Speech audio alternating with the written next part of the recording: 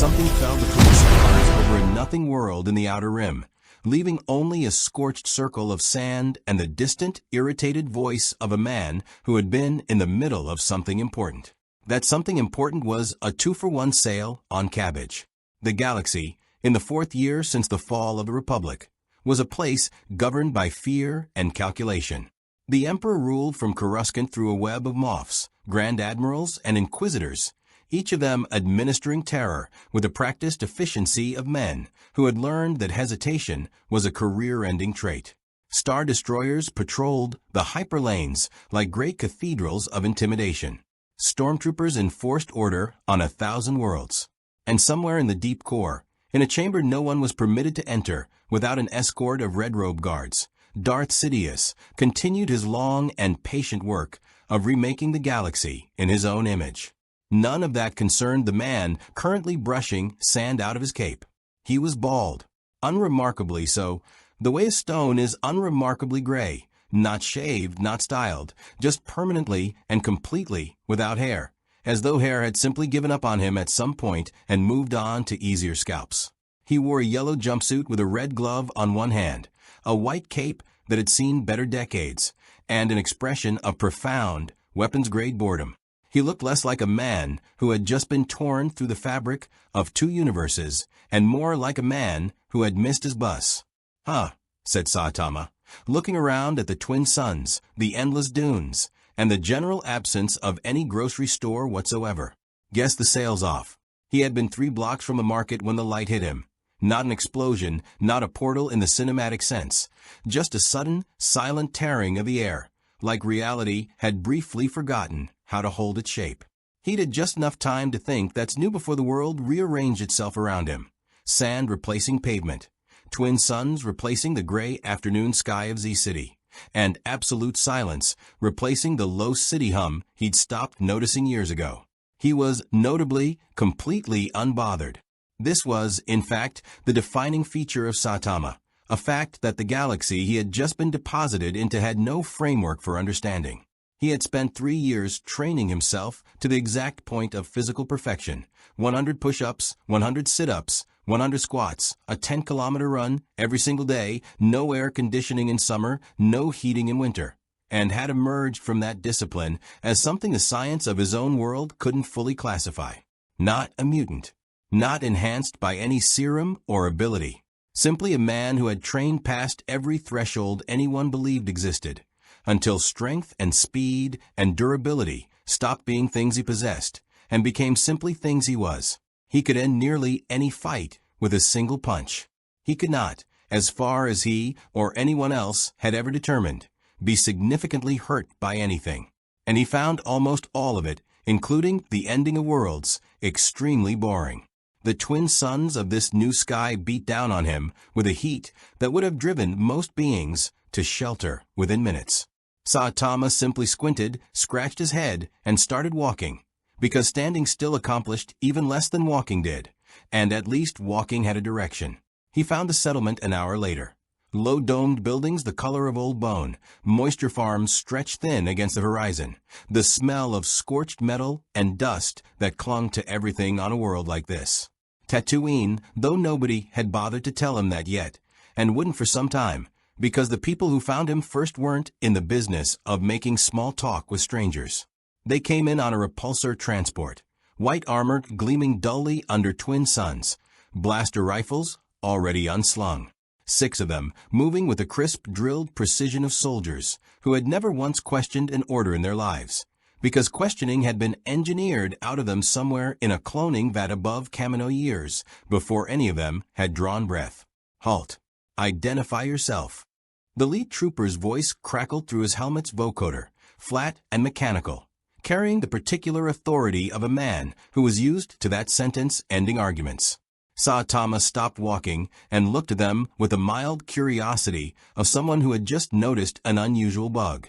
"Huh, you guys cosplay too." The trooper did not know what cosplay was, and had no intention of finding out. "This is a restricted transit corridor. State your business and your point of origin." "Point of origin's kind of long story," Saitama said, and meant it. He genuinely wasn't sure how to explain I was buying cabbage in a way that wouldn't invite further questions he had even less patience for. Look, you know where the nearest store is? I got kind of turned around. The armor plating of imperial doctrine did not accommodate confusion. So the lead trooper did what soldiers of the Empire were trained to do when confronted with anything outside procedure. He escalated. Hands where I can see them. You're coming with us for processing. Saitama sighed. The specific, weary sigh of a man who had already guessed how this was going to go, and was disappointed to be right. Man, everybody's so uptight lately. The trooper's hand moved to restrain him. What happened next took less than half a second, and none of the 6 troopers present would ever fully agree on what they'd seen, because none of them had actually seen it. Only the aftermath. There was no punch that any optical sensor could resolve into a coherent motion. There was simply a soft displacement of air, a faint concussive whump that kicked up a ring of sand in a 3-meter radius, and then the lead trooper's rifle was on the ground unfired, and the trooper himself was no longer standing where he had been, but was instead embedded, armor intact, astonishingly, breathing, astonishingly, 30 meters back in the dune he'd been standing in front of. Saitama had not, in fact, punched him particularly hard. This was, by his own internal standards, closer to a flick. The remaining 5 troopers stood frozen for exactly the amount of time it took their training to reboot, and then opened fire in a chaotic spray of blaster bolts, red lances of superheated plasma converging on the man in the yellow jumpsuit from 5 directions at once. Every bolt hit him. Every bolt did precisely nothing. Saitama blinked as the light show played out against his skin like a mildly annoying insect swarm, glanced down at his jumpsuit, not even scorched, and said, with the flat disappointment of a man reviewing a restaurant he wouldn't be returning to, "That kinda tickled, I guess." The troopers stopped firing, not from any tactical decision, but from the specific bone-deep paralysis that comes from watching the universe fail to behave the way it is supposed to. Blaster bolts kill things. That was the entire premise of the weapon. Blaster bolts had just failed to kill this man, and hadn't even seemed to notice him. "Look," Saitama said, stepping over the sand crater where the first trooper still lay stunned. "I don't want trouble. I just want to find a store, get some food, and figure out how to get home. So how about you point me in a direction, and I'll be out of your—" His comlink, theirs rather, clipped to the nearest trooper's belt, crackled to life with a burst of static and a voice demanding a status report. The trooper, hands shaking now inside his gauntlets, looked at Saitama, looked at his 4 companions standing in mute shock, looked at the man buried in the dune who was just now groaning back to consciousness, and made the only decision his training had actually prepared him for. He called it in. Within the hour, the report would travel up a chain that led, eventually and inevitably, to a garrison commander who did not believe a word of it, to a Moff who believed slightly more of it after reviewing the trooper's helmet footage, and finally, flagged, annotated, and stripped of everything but the cold tactical facts, to a desk in a Star Destroyer's command level, where an officer with a long memory for anomalies would forward it 1 level further still, because some reports were simply too strange to bury, and this was one of them. Saitama, for his part, never learned any of that. He simply continued walking toward the settlement, hands in his pockets, already composing the extremely reasonable complaint he intended to lodge with somebody, anybody, about how hard it apparently was to find groceries on this planet.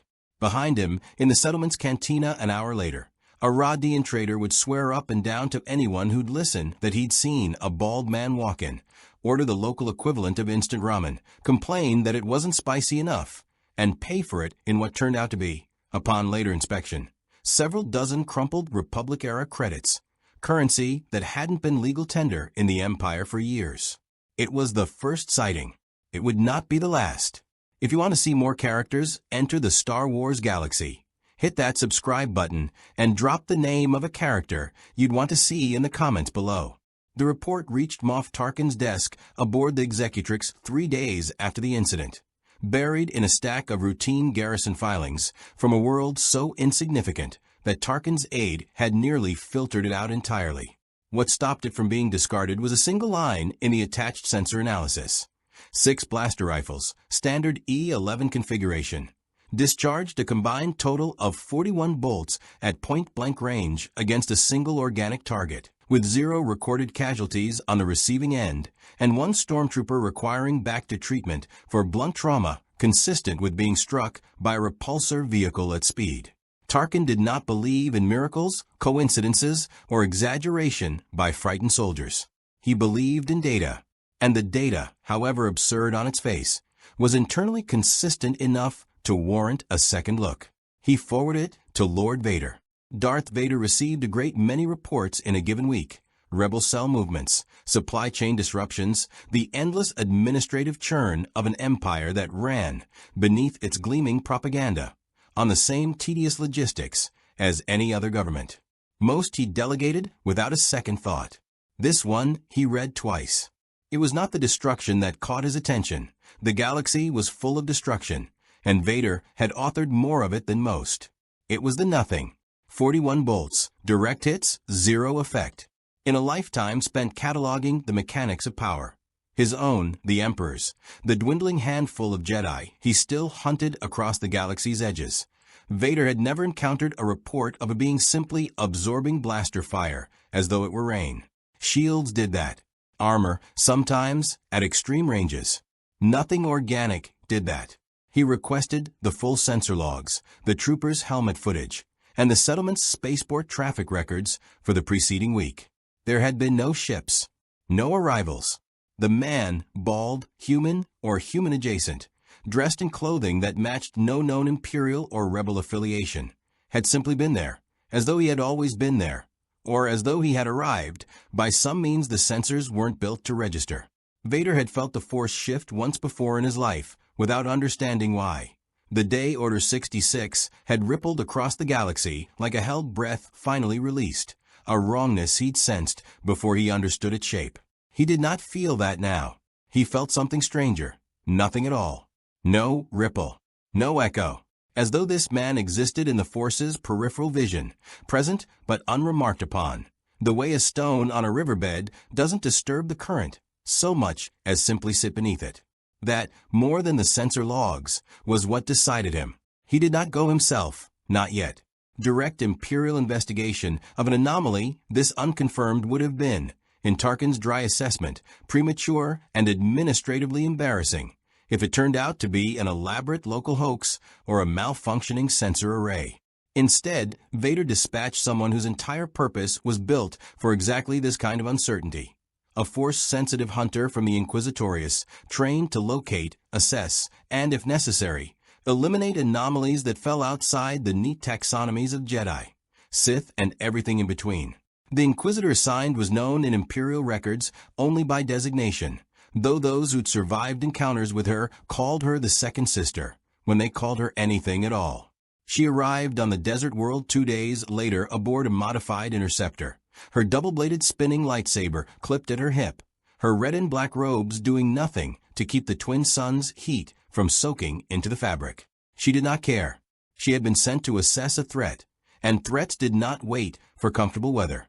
She found her target exactly where the local intelligence had suggested she might, at the settlement's cantina, 3 days running now, apparently unbothered by the fact that half the establishment's patrons had taken to giving him a wide berth after word had spread of the stormtrooper incident.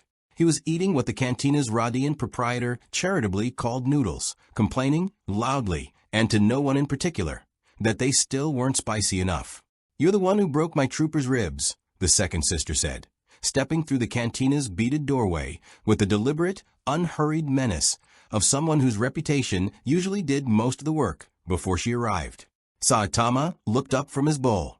He took in the robes, the lightsaber hilt, the general aura of someone who clearly considered herself very intimidating, and processed all of it with the same mild interest he might have given a slightly unusual weather pattern. "You a cop?" he asked. "Because I already explained to the last guys I wasn't starting anything. They shot first. I'm not a police officer." The Inquisitor's hand drifted to her lightsaber hilt, thumb resting against the activation stud. "I'm here to determine what you are."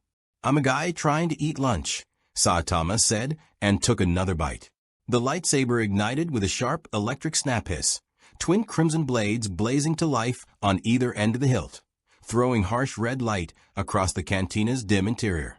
Patrons scattered.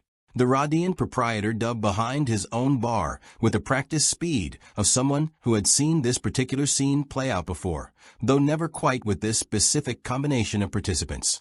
The second sister didn't monologue. She wasn't built for theater the way some of her fellow inquisitors were. She was built for results, and results came from speed and precision, not speeches. She crossed the distance between them in a blur, blade angled to open the stranger's shoulder in a controlled, disabling strike. Not a killing blow, not yet, not until she understood what she was dealing with. The blade connected with Saitama's jumpsuit exactly where she'd aimed it, and stopped. Not blocked, not deflected, not caught on some invisible barrier that shimmered and sparked the way a Jedi's force-augmented defense might have. The blade simply met the fabric of a slightly worn yellow jumpsuit and went no further, as though it had struck the surface of a planet rather than the shoulder of a man, the plasma hissing uselessly against skin that showed not so much as a reddened mark. The second sister had trained her entire life to read combat in fractions of a second. The flex before a counterattack, the shift of weight before a dodge, the subtle tell of force sensitivity in an opponent's eyes. She read all of it now in Saitama's face and found, to her genuine and mounting alarm, absolutely nothing. No pain, no surprise, no recognition even that he had just been struck by a blade that had cut through battle droids' durasteel doors, and at least one fellow inquisitor she knew of personally. "Ah," Saitama said, glancing down at the lightsaber still pressed uselessly against his shoulder, then back up at her, chopsticks still in hand. "That's a laser sword, right? Cool effect. Doesn't really do anything, though."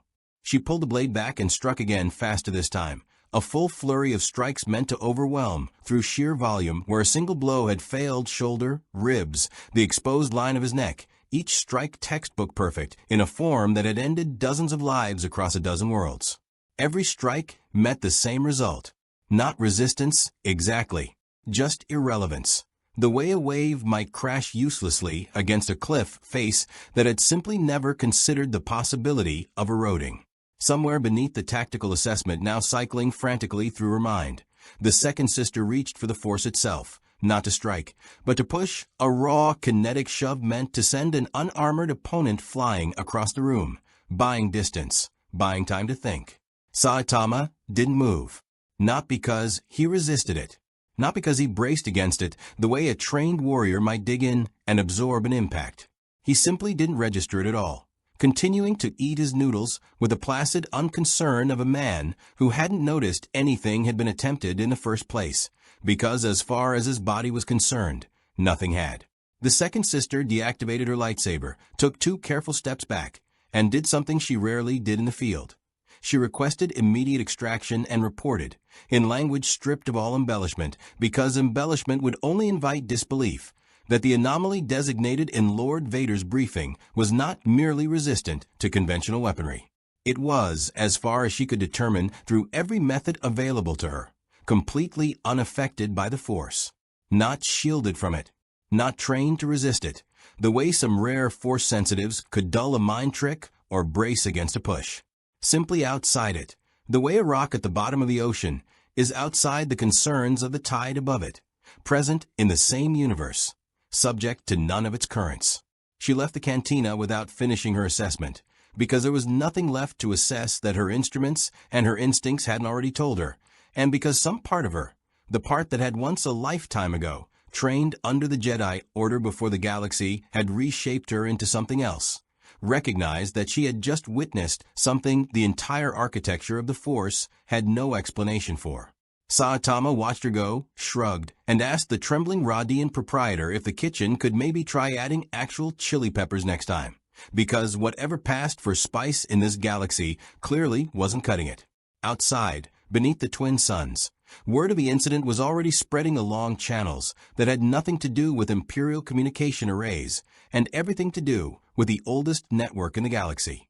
People talking in bars and spaceports and cantinas from one end of the rim to the other about a man that neither blasters nor lightsabers nor the Force itself seemed able to touch. It would take 4 more days for that rumor to reach ears far more dangerous than a single Inquisitor's. ears belonging to a rebellion desperate for any advantage, and to an emperor who had spent 40 years ensuring that nothing in the galaxy remained unaccounted for.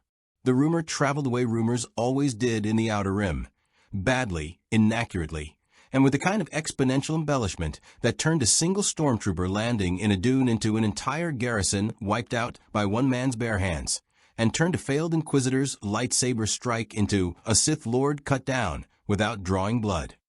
By the time the story reached a dusty transmission relay on the fringe world of Latau, it had already acquired the texture of myth, the kind of tale spacers told each other over cheap ale to pass the long hours between hyperspace jumps. Most people who heard it laughed it off. The galaxy was full of tall tales, ghost ships, cursed hyperdrives, 100 variations on the unkillable stranger who wanders into town and out again. But a handful of people, scattered across a handful of worlds, did not laugh. They listened, and they made notes, and they passed the story further up chains that had far more riding on the truth of it than a bartender's amusement. One of those people was a rebel intelligence officer named Rhys Corvale, stationed on a converted Freighter 3 systems from where the incident had occurred. She'd spent 6 years compiling reports on Imperial anomalies for a rebellion perpetually starved of advantages, and she'd learned, through hard experience, that the wildest rumors were sometimes the ones worth chasing, not because they were usually true, but because on the rare occasions they were, the payoff justified 100 wasted trips. She flagged the report, cross-referenced it against the Second Sister's known movements. Imperial intelligence chatter was never as secure as the Empire believed, and found enough overlap to justify a personal visit. 3 days later, she stepped off a battered YT 1300 onto the same dusty world Saitama had been wandering for the better part of a week, growing steadily more irritated by a galaxy that seemed to have an inexhaustible supply of desert planets and a chronic shortage of decent food. She found him exactly where local gossip said she would, sitting outside the cantina, staring up at the twin suns with the expression of a man doing complex mental arithmetic regarding how much longer he intended to put up with this planet. "You're the one from the reports," she said, keeping a careful, professional distance. Not out of fear exactly, though the stormtrooper stories had left an impression, but out of ingrained caution of someone who'd survived this long by never assuming anything about a stranger's intentions. "Depends which reports," Saitama said. "If it's the one where I supposedly killed a garrison, that's not true. I flicked one guy. He's fine. Probably. The one where blasters and lightsabers don't seem to work on you. Oh, yeah, that one's accurate." He said it the way most people might confirm the weather.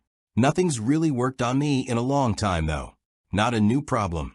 Corvale studied him for a long moment, running the calculus she'd run 100 times before on potential assets, potential threats, potential nothing burgers that would waste another week of her life. Something about the flat, genuine boredom in his voice didn't match any Imperial plant she'd ever debriefed, and Imperial intelligence, whatever its faults, had never been subtle enough to manufacture disinterest this convincing. "I represent an organization that opposes the Empire," she said, choosing her words carefully. "We've heard what you can do. We'd like to talk about whether you'd be willing to help us." "Help how?" "We're fighting a government that's crushed entire systems into submission, burned worlds, enslaved populations, executed anyone who spoke against them. If even half of what I've heard about you is true, you could turn the tide of entire battles. You could save lives, thousands of them, maybe more, across dozens of worlds." It was, by Corvale's own later admission in her report, one of the better pitches she'd ever delivered, practiced, sincere, calibrated to hit every note that had recruited 100 idealists to the rebellion's cause before him. She watched Saitama's face for the flicker of interest, the shift toward purpose that the pitch usually produced. What she got instead was a slow, thoughtful nod, followed by, "Sounds like a lot of work. What's the pay?" Corvale blinked. "We don't really have a standard salary structure. Most of our people fight because they believe in the cause." Right, cause, sure." Saitama scratched the back of his neck. "Look, I get that the bad government hurts people thing is bad. I'm not saying it's not bad, but I've saved a lot of people before, back home, and mostly what happened was nobody noticed, or somebody else got the credit, or people just kind of forgot about it in like a week. It's not that I don't care. I just don't feel anything about it anymore, you know? I used to. I used to feel it a lot, actually. Then I got strong enough that nothing was ever hard again, and somewhere in there the feeling just stopped showing up. It was, unbeknownst to Corvale, the most Saitama had said about himself to anyone in years, delivered with the same flat cadence he used to complain about instant noodles, and she had no framework whatsoever for parsing it. She'd expected reluctance born of fear, or mercenary calculation, or ideological indifference. She had not expected something that sounded, beneath its dry delivery, uncomfortably close to grief. I'm not asking you to believe in anything, she tried instead. I'm asking you to consider that people are dying who don't have to. Children, families, on worlds that never asked for any of this. Saitama was quiet for a moment. Somewhere behind his flat expression, something shifted, not dramatically, not with any visible change in his posture, but there, the way a held breath changes before it's released.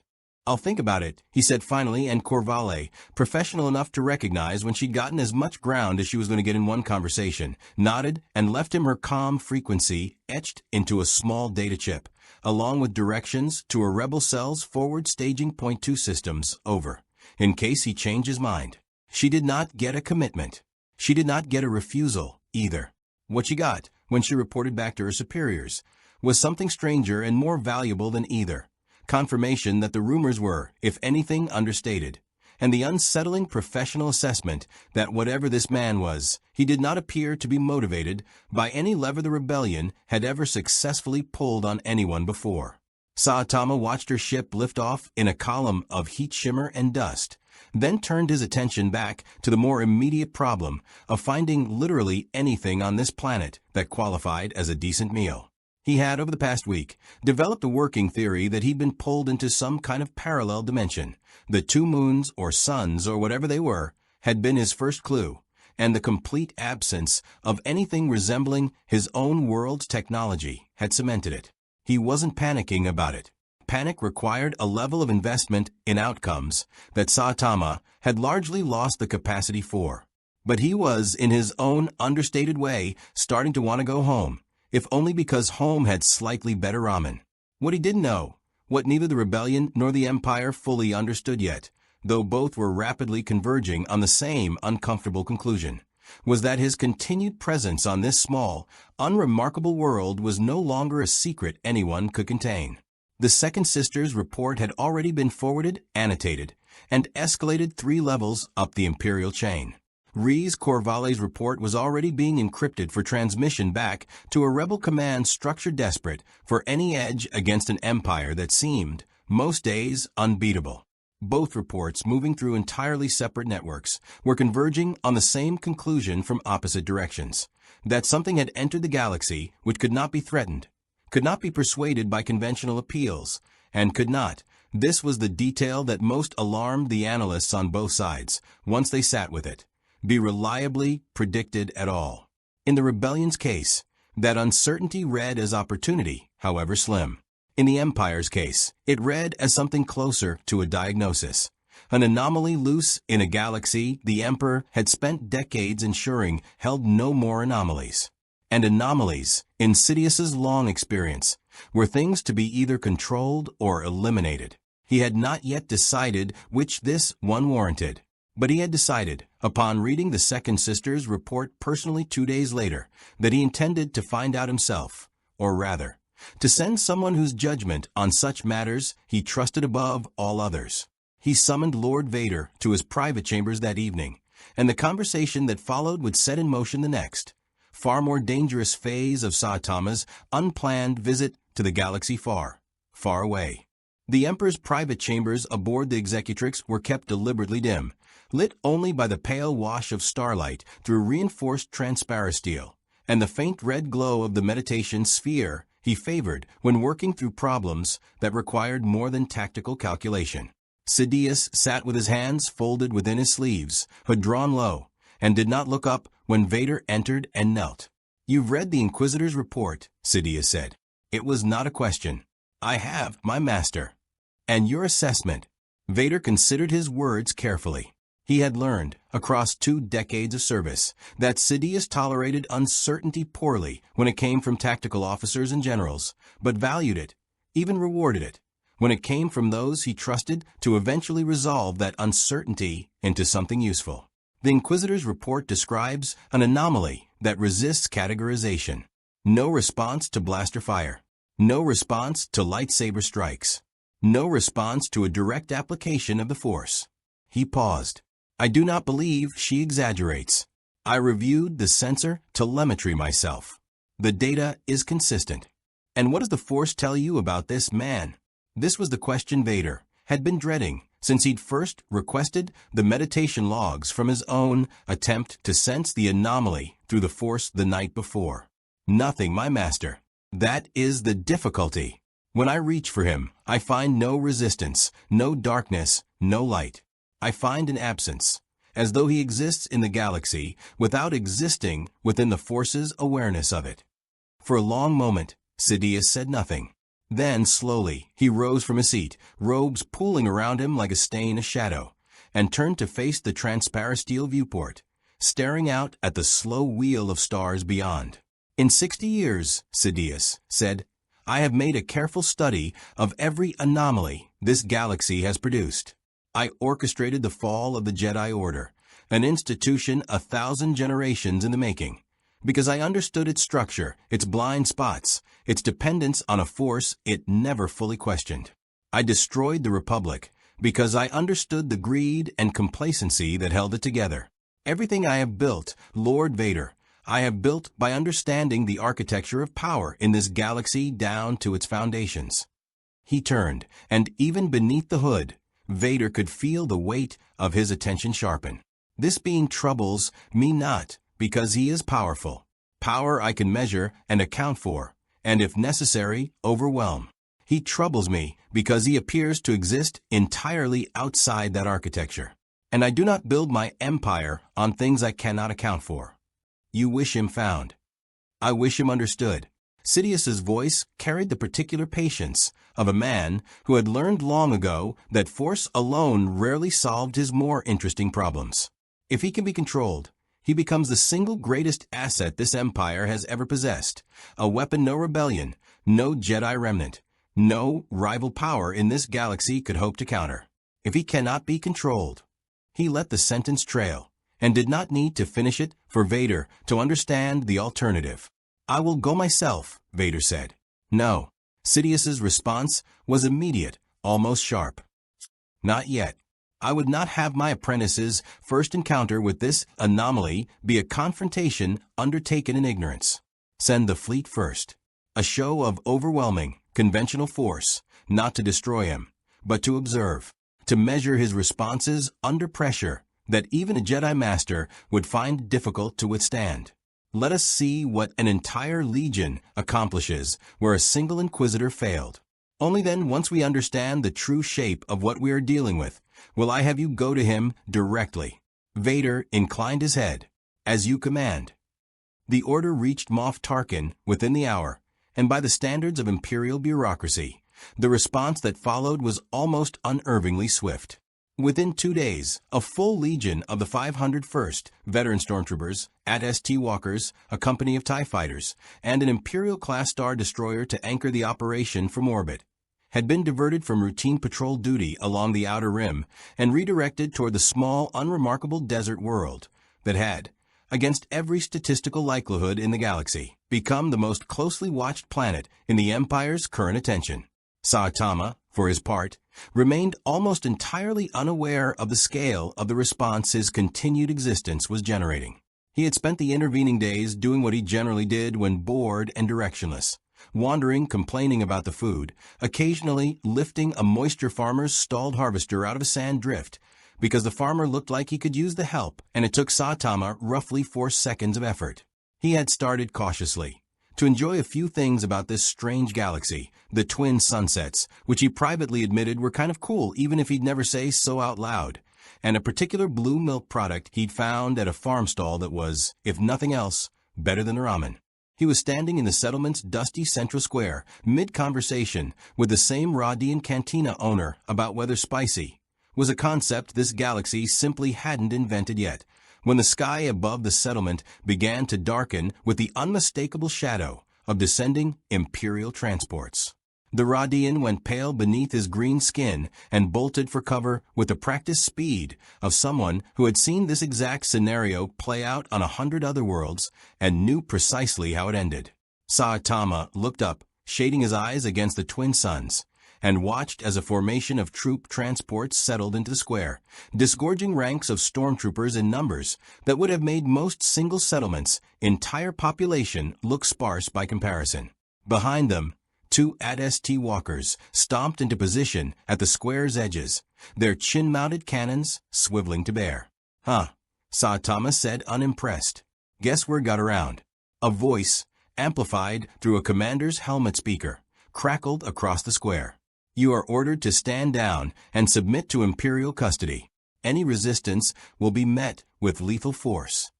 Saitama looked at the assembled ranks, easily 200 troopers, the walkers, the TIE fighters now screaming low overhead in an intimidation pass, the sheer, overwhelming scale of firepower that had been assembled, apparently, entirely on his account, and felt something that hadn't shown up in his chest in a very long time. A small, familiar flicker of maybe this'll actually be something. Gone again almost as soon as it arrived, because he already knew, with the flat certainty of long experience, exactly how this was going to go. "Look," he called out, hands raised in a gesture that was more placating than surrendering. "I really don't want trouble. I just want to go home. If any of you know how dimensional travel works, genuinely, that'd be way more useful than all this." The commander did not find this a satisfactory answer. "Final warning. Stand down." "Yeah, I figured you'd say that." The order to open fire came a half-second later, and 200 blaster rifles, 2 AT-ST cannons, and a strafing run from 4 TIE fighters converged on a single point in the settlement square with a violence that reduced 3 nearby buildings to rubble, kicked a firestorm of displaced sand 50 meters into the air, and would have, under any normal circumstance in this galaxy's history, ended the existence of anything organic within a 100-meter radius several times over. When the dust settled, and it took a long moment to settle, the square wreathed in smoke and the ringing aftermath of concentrated Imperial firepower. Saitama was still standing exactly where he'd been, hands still raised, jumpsuit slightly dustier than before, expression somewhere between bored and mildly put upon. "Okay," he said, into the stunned silence that followed. "That's a lot of guys for one person. Kind of flattering, honestly." The stormtrooper commander, watching his sensor read out report 0 casualties inflicted and 0 resistance offered in return, did the only thing his training had ever actually prepared him for in a situation this far outside doctrine. He called for reinforcements, and quietly, desperately, began composing in his head the report he was going to have to send to a chain of command that was not going to want to hear that an entire legion's opening salvo had accomplished, in total, absolutely nothing. Somewhere in orbit, aboard the Star Destroyer anchoring the operation, an officer relayed the same conclusion upward through the same channels that had carried the Second Sister's report days before, and this time, the report did not stop at Tarkin's desk, or even at Vader's. This time, it went directly to the Emperor himself, and the message it carried was simple. The anomaly had not merely survived an Inquisitor. It had survived a Legion, and had not, in the entire engagement, thrown a single punch. The failure of the Legion's opening assault did not produce panic in the Imperial chain of command. Panic was inefficient, and inefficiency was not tolerated in an organization built by men who had learned their craft under Sidious's exacting eye. What it produced, instead, was escalation, methodical and immediate. Within hours of the commander's report reaching orbit, the Star Destroyer's tactical officers had drawn up a revised engagement protocol, and the settlement's remaining civilian population, those who hadn't already fled into the desert at the first sign of Imperial transports, found themselves evacuated at blaster point to a holding perimeter 3 kilometers out, ostensibly for their own safety, though the deeper truth was that the Empire had no intention of letting witnesses complicate whatever came next. Saitama noticed the evacuation before he noticed much else, and it was the evacuation, more than the walkers or the TIE fighters or the 200 troopers now regrouping at the square's edge, that finally shifted something in his expression from bored to genuinely annoyed. "Hey," he called out to the nearest cluster of troopers, "those people didn't do anything. Let them go back to their houses." "Civilian relocation is a standard precaution," came the reply, flat and rehearsed, from an officer who had clearly been ordered not to engage in conversation.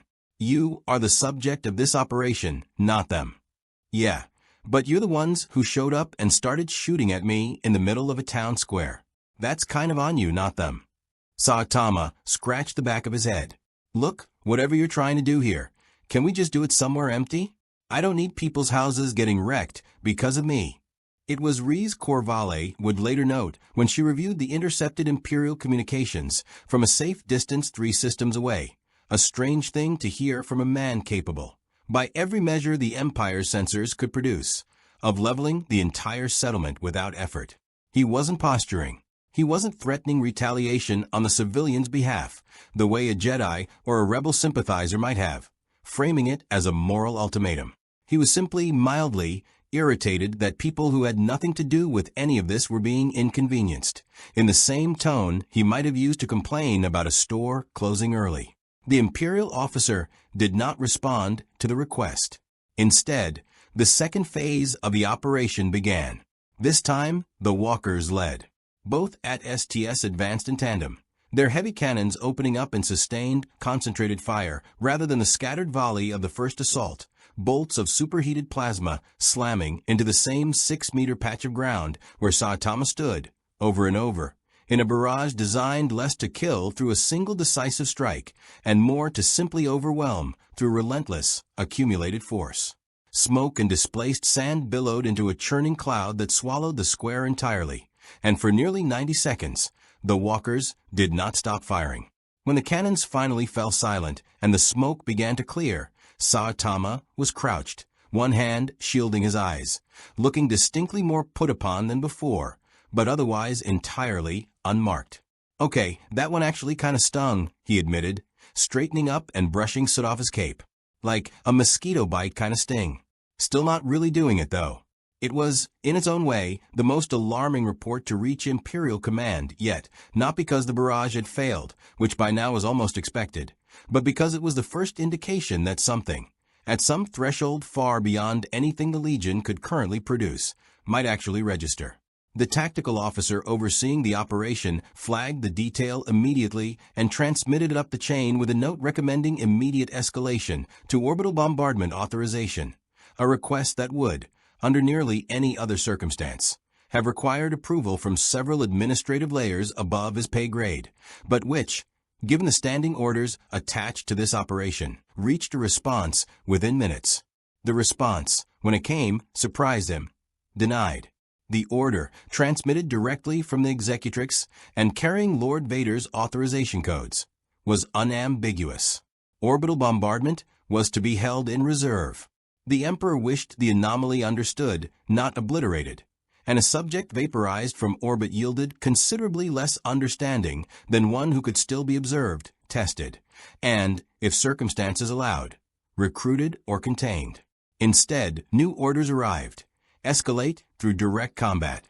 Send in the Legion's shock troopers, soldiers trained and equipped for close quarters engagement against droids, beasts, and the rare force-sensitive hostile, and observe the anomaly's behavior under sustained physical pressure rather than ranged bombardment alone. It was, in retrospect, the decision that finally gave Saitama something to do. The shock troopers advanced in disciplined formation, vibrobatons and short-range weaponry drawn, clearly under orders to engage at close range rather than simply add to the range barrage.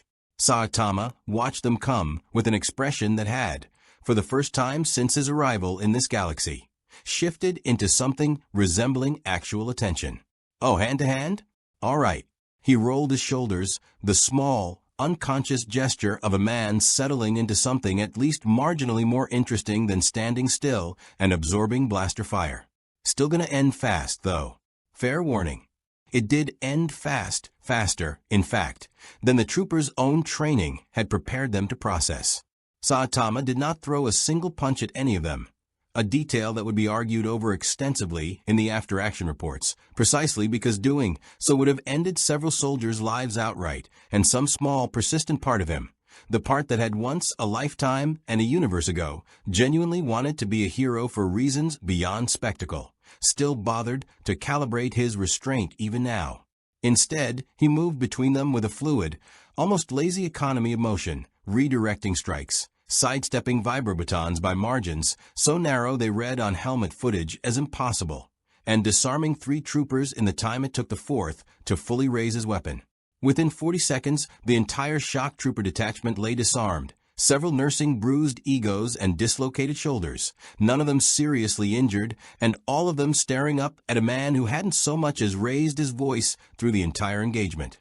"See, that was at least a little fun," Saitama said, sounding almost pleased with himself, before the expression faded back into its default flatness within seconds, the small spark already burning out.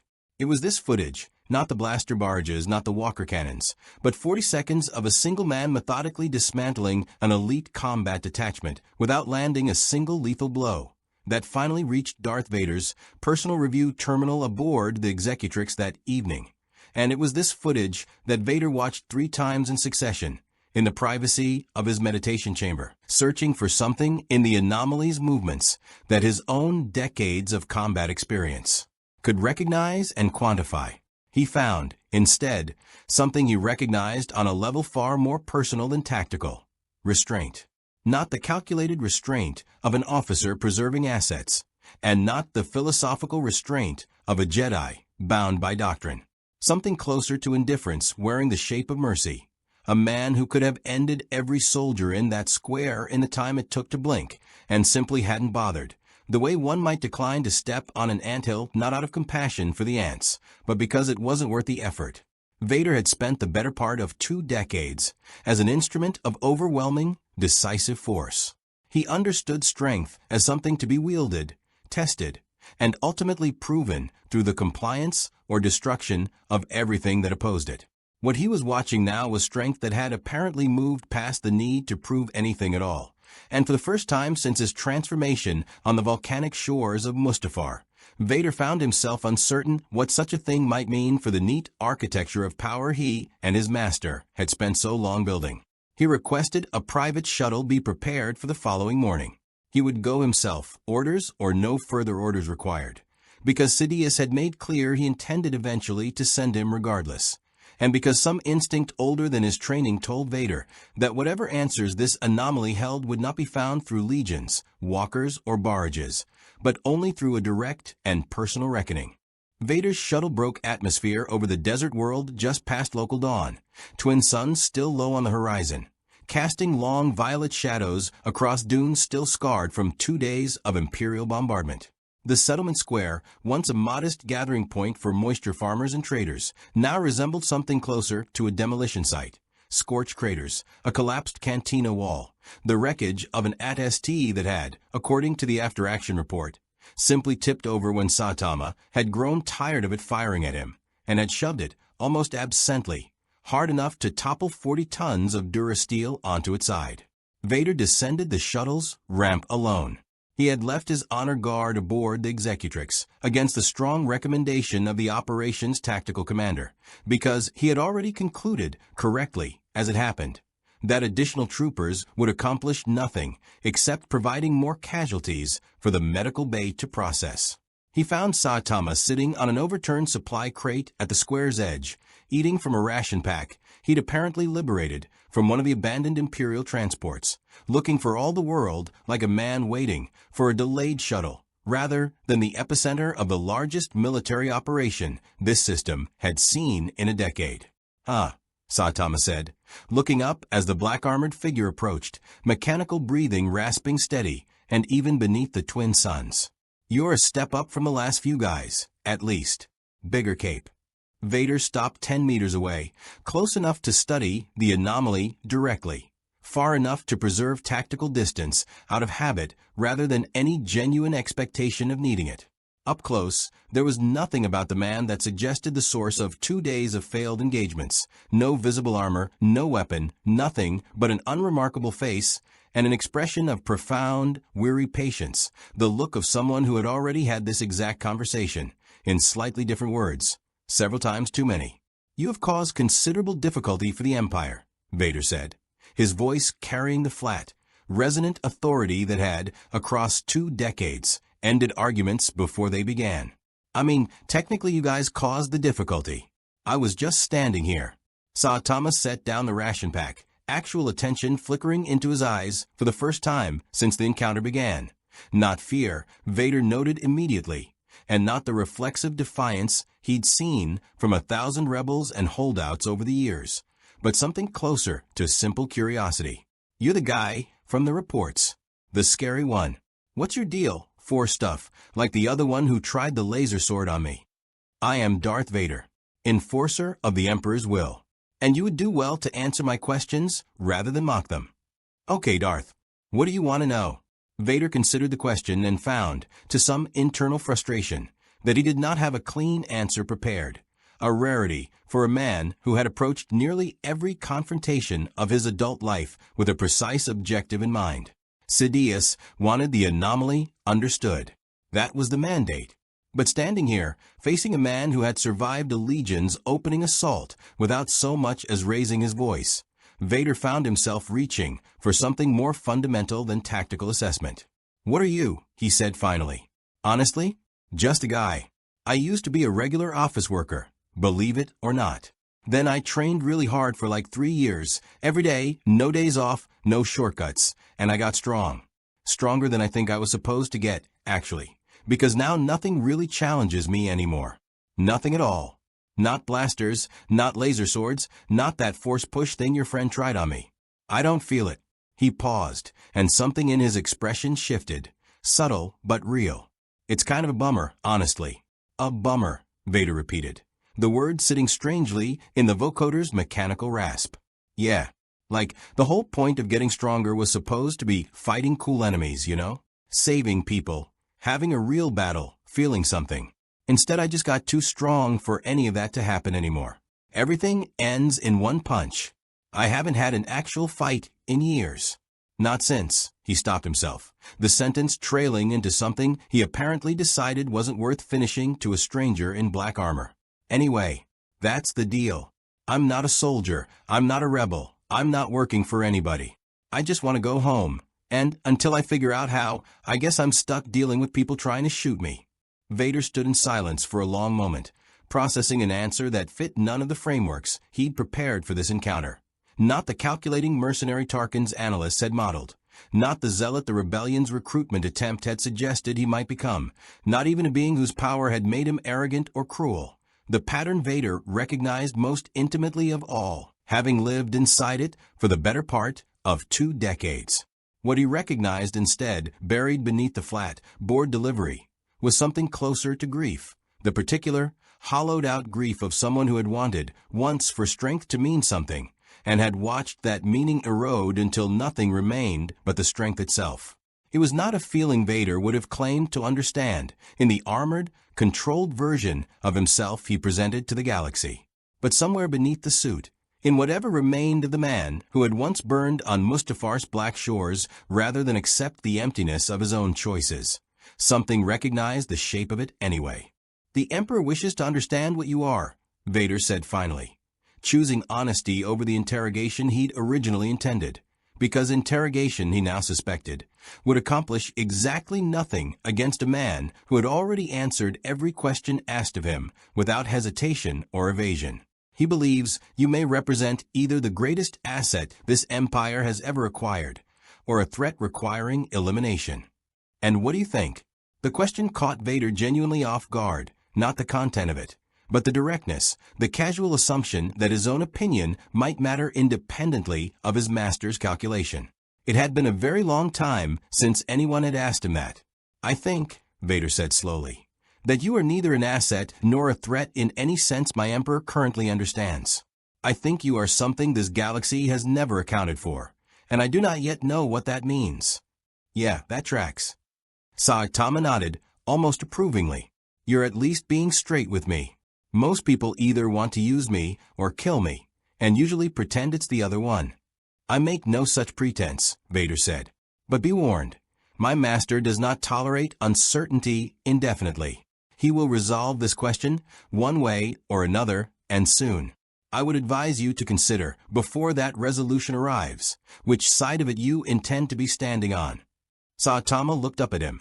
At the mask, the armor, the mechanical breath cycling steady beneath twin suns that had scorched 2 days of failed Imperial assaults into the sand around them. And for a moment, something almost like understanding passed between them. Two beings who had each, in their own galaxy, become something too powerful for the world around them to fully hold. I'll think about it, Saitama said. Same thing I told the rebellion lady. Guess that's my answer for everybody right now. Vader turned without another word and walked back toward his shuttle, already composing, in the disciplined architecture of his own mind, the report he intended to deliver to his master, a report that would, for the first time in longer than he cared to calculate, contain more questions than conclusions. Behind him, Saitama went back to his liberated ration pack, chewing thoughtfully, and allowed himself, for just a moment, to wonder what exactly he was going to do when the Emperor Vader had inevitably decided to stop waiting for an answer. Rees Corvalet received Vader's shuttle's departure telemetry within hours, funneled through the same intercepted channels that had kept the rebellion informed of the Empire's every move on the desert world since the operation began. What alarmed her wasn't the departure itself.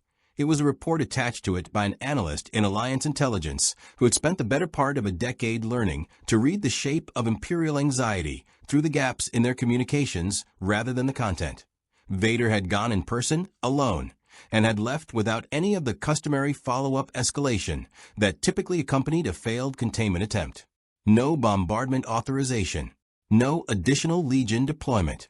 Just silence, and a shuttle returning to orbit.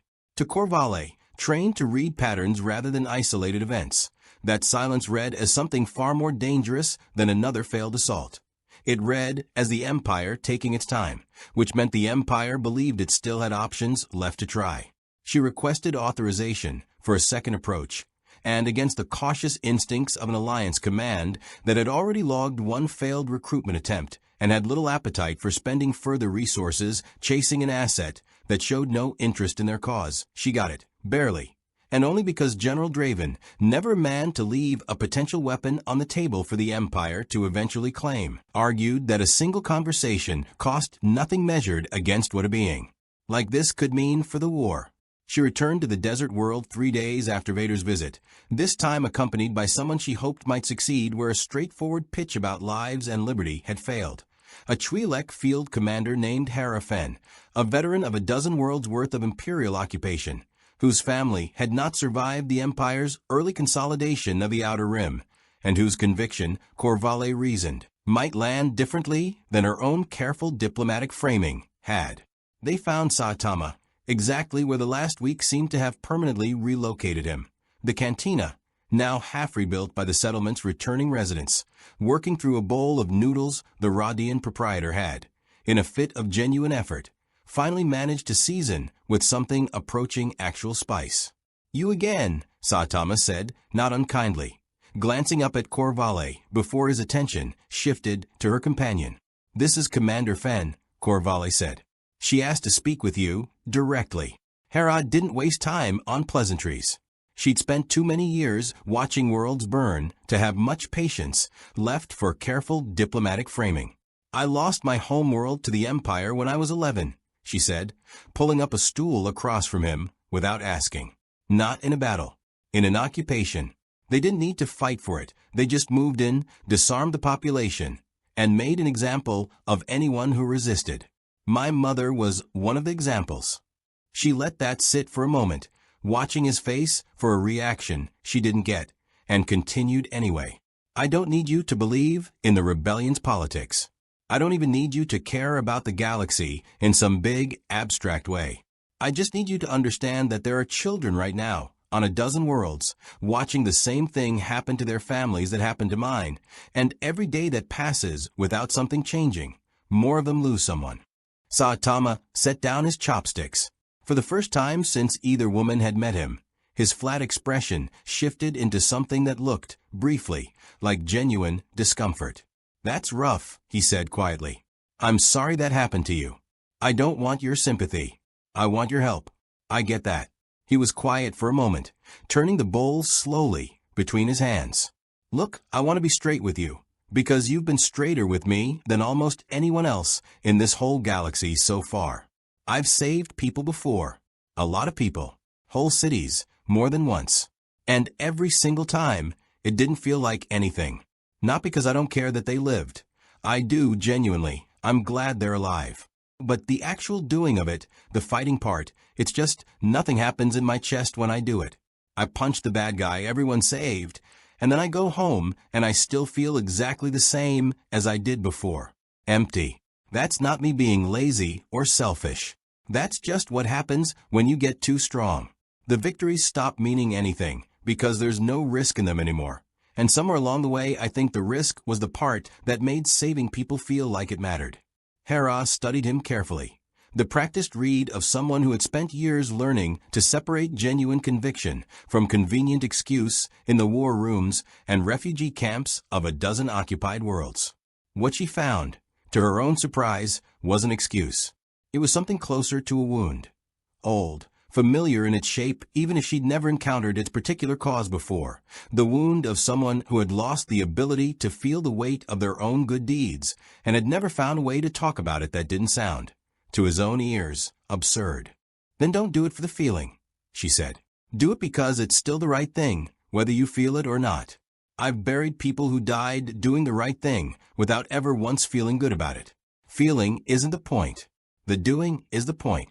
Saitama looked at her for a long moment, something working behind his eyes that neither woman could fully read. "That's actually a pretty good answer," he admitted. "Better than the whole join the cause, be a hero pitch." He glanced at Corvale. "No offense." "None taken," Corvale said dryly. "I'm not saying yes," Saitama continued. "I still want to figure out how to get home, and I'm not interested in signing up for anybody's army or wearing anybody's uniform. But if I see something happening, somebody getting hurt who doesn't deserve it, right in front of me, I'm not going to just walk past it because it's not my problem. That's not really how I work. Never has been. It wasn't the commitment the rebellion had hoped for. It wasn't a soldier, wasn't an asset they could deploy strategically across a dozen fronts, wasn't even a reliable ally in any sense Alliance Command could confidently plan around. But Hera Fenn, walking back toward their ship an hour later, found herself oddly satisfied with the answer anyway, because in her long experience with idealists, zealots, and the occasional genuine hero the war occasionally produced, the ones who promised everything rarely delivered, and the ones who promised only to do the right thing when it mattered, without dressing it up in grander language, were very often the ones who actually did.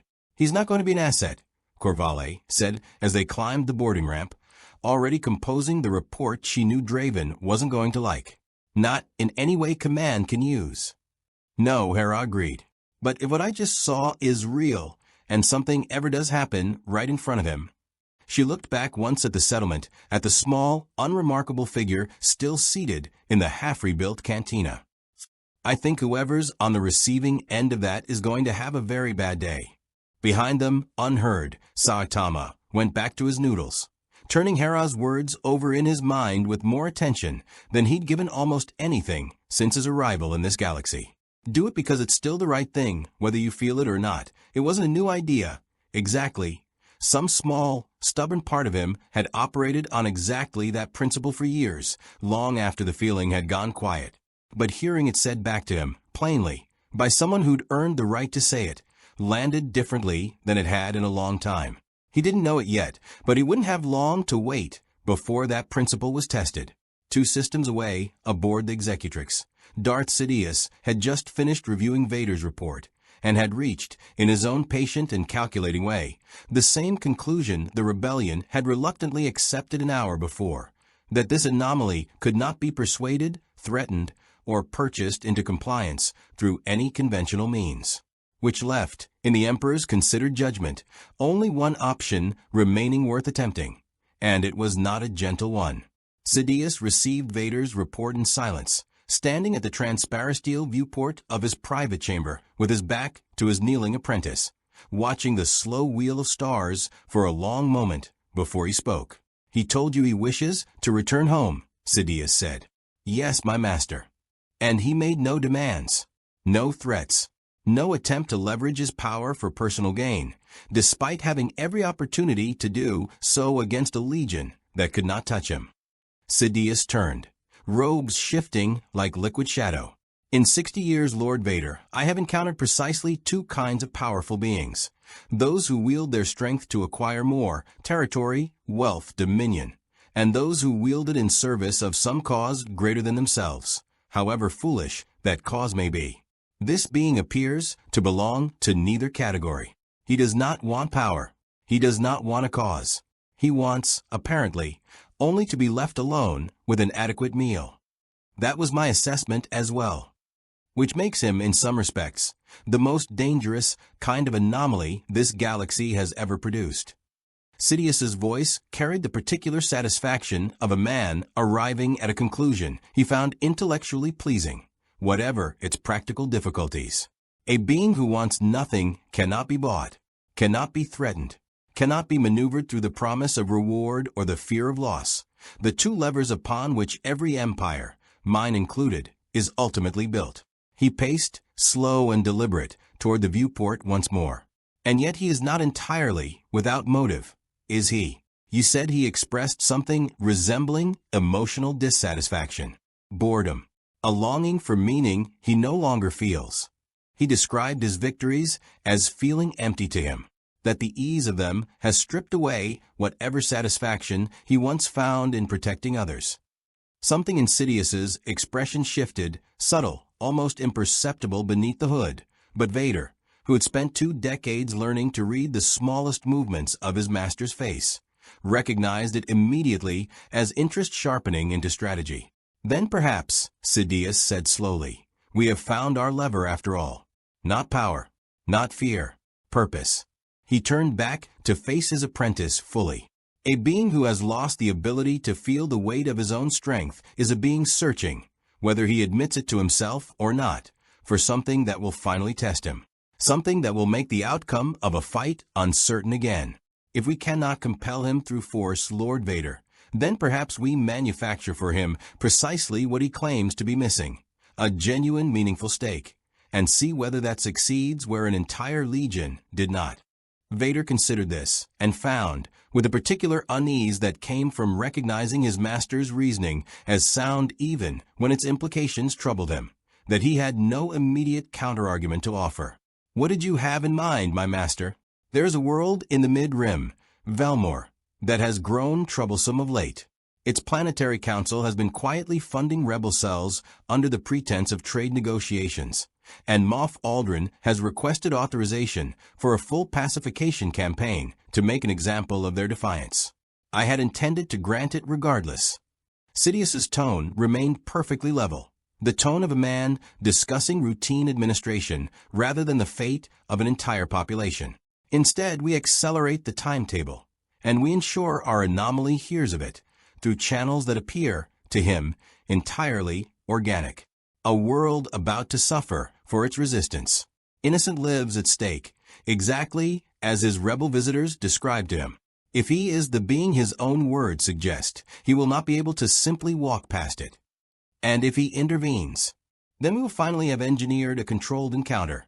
Imperial forces present in overwhelming numbers, ready to observe, to test, and if the opportunity presents itself, to offer him precisely the outcome he claims to be missing, a fight worth having, orchestrated by an empire willing to give it to him, in exchange for his continued cooperation." Sidious's lips curved beneath the hood, the expression of a man who had, after decades of practice, rarely failed to find the precise fracture point in anyone's carefully guarded resolve. "Every being wants something, Lord Vader. We have simply been asking the wrong question. The question was never what he wants to gain. It was what he has lost, and how badly he wishes to find it again." Vader said nothing for a long moment, some old and half-buried part of himself, the part that still, on rare occasions, recognized cruelty for what it was even after 2 decades of committing it without hesitation, recoiling faintly from the calculation his master had just laid out with such clean, dispassionate precision. An entire world suffering, accelerated and weaponized, not as policy, but as bait. "It shall be done, my master," he said anyway, because it always was, and because whatever quiet unease stirred beneath the mask had long since learned not to reach his voice. The order reached Moff Aldrin within hours, and the pacification campaign against Velmor, originally scheduled for careful, methodical rollout over the coming weeks, was compressed instead into a brutal, accelerated timetable designed for maximum visibility. Imperial cruisers entered orbit within 2 days. Ground forces began securing the capital's administrative district by the 3rd. And carefully, deliberately, word of the operation was allowed to leak through exactly the channels Sidious had specified. Rebel intelligence networks, smuggler chatter, the same informal web of gossip and desperation that had already carried Saitama's own story from one end of the rim to the other. It reached Rees Corvalle first, through an encrypted burst transmission from a contact embedded within Velmor's beleaguered council. A desperate, fragmentary report describing Imperial forces rounding up council members, executing a handful as examples, preparing what the transmission's final garbled lines suggested might be a full orbital demonstration against the capital itself, intended to break what remained of the population's will before the week was out. Corvalle did not hesitate. She had learned over the preceding weeks exactly one reliable thing about the strange, powerful, endlessly indifferent man occupying a cantina 3 systems away. That indifference, when tested directly against real and immediate suffering, had a habit of cracking. She reached the desert world within 6 hours, breathless, having barely taken time to verify the full scope of what her contact had described before committing to the flight. She found Saitama exactly where she'd left him. And this time, she didn't bother with careful framing or measured appeals to conscience. "There's a world called Velmor," she said, dropping into the seat across from him without preamble. "The Empire's making an example of it.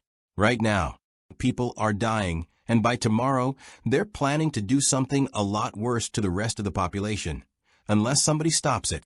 Saitama looked up from his bowl. And this time, the flicker that crossed his face didn't fade after a moment the way it usually did.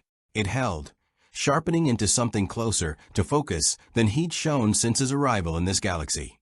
The small, stubborn something that Hera Fenn's words had planted a week before, finally finding a place to take root. "How far's Velmor?" he asked. Corvalle blinked, caught off guard by how quickly the question came. 6 hours by hyperspace. "I have a ship."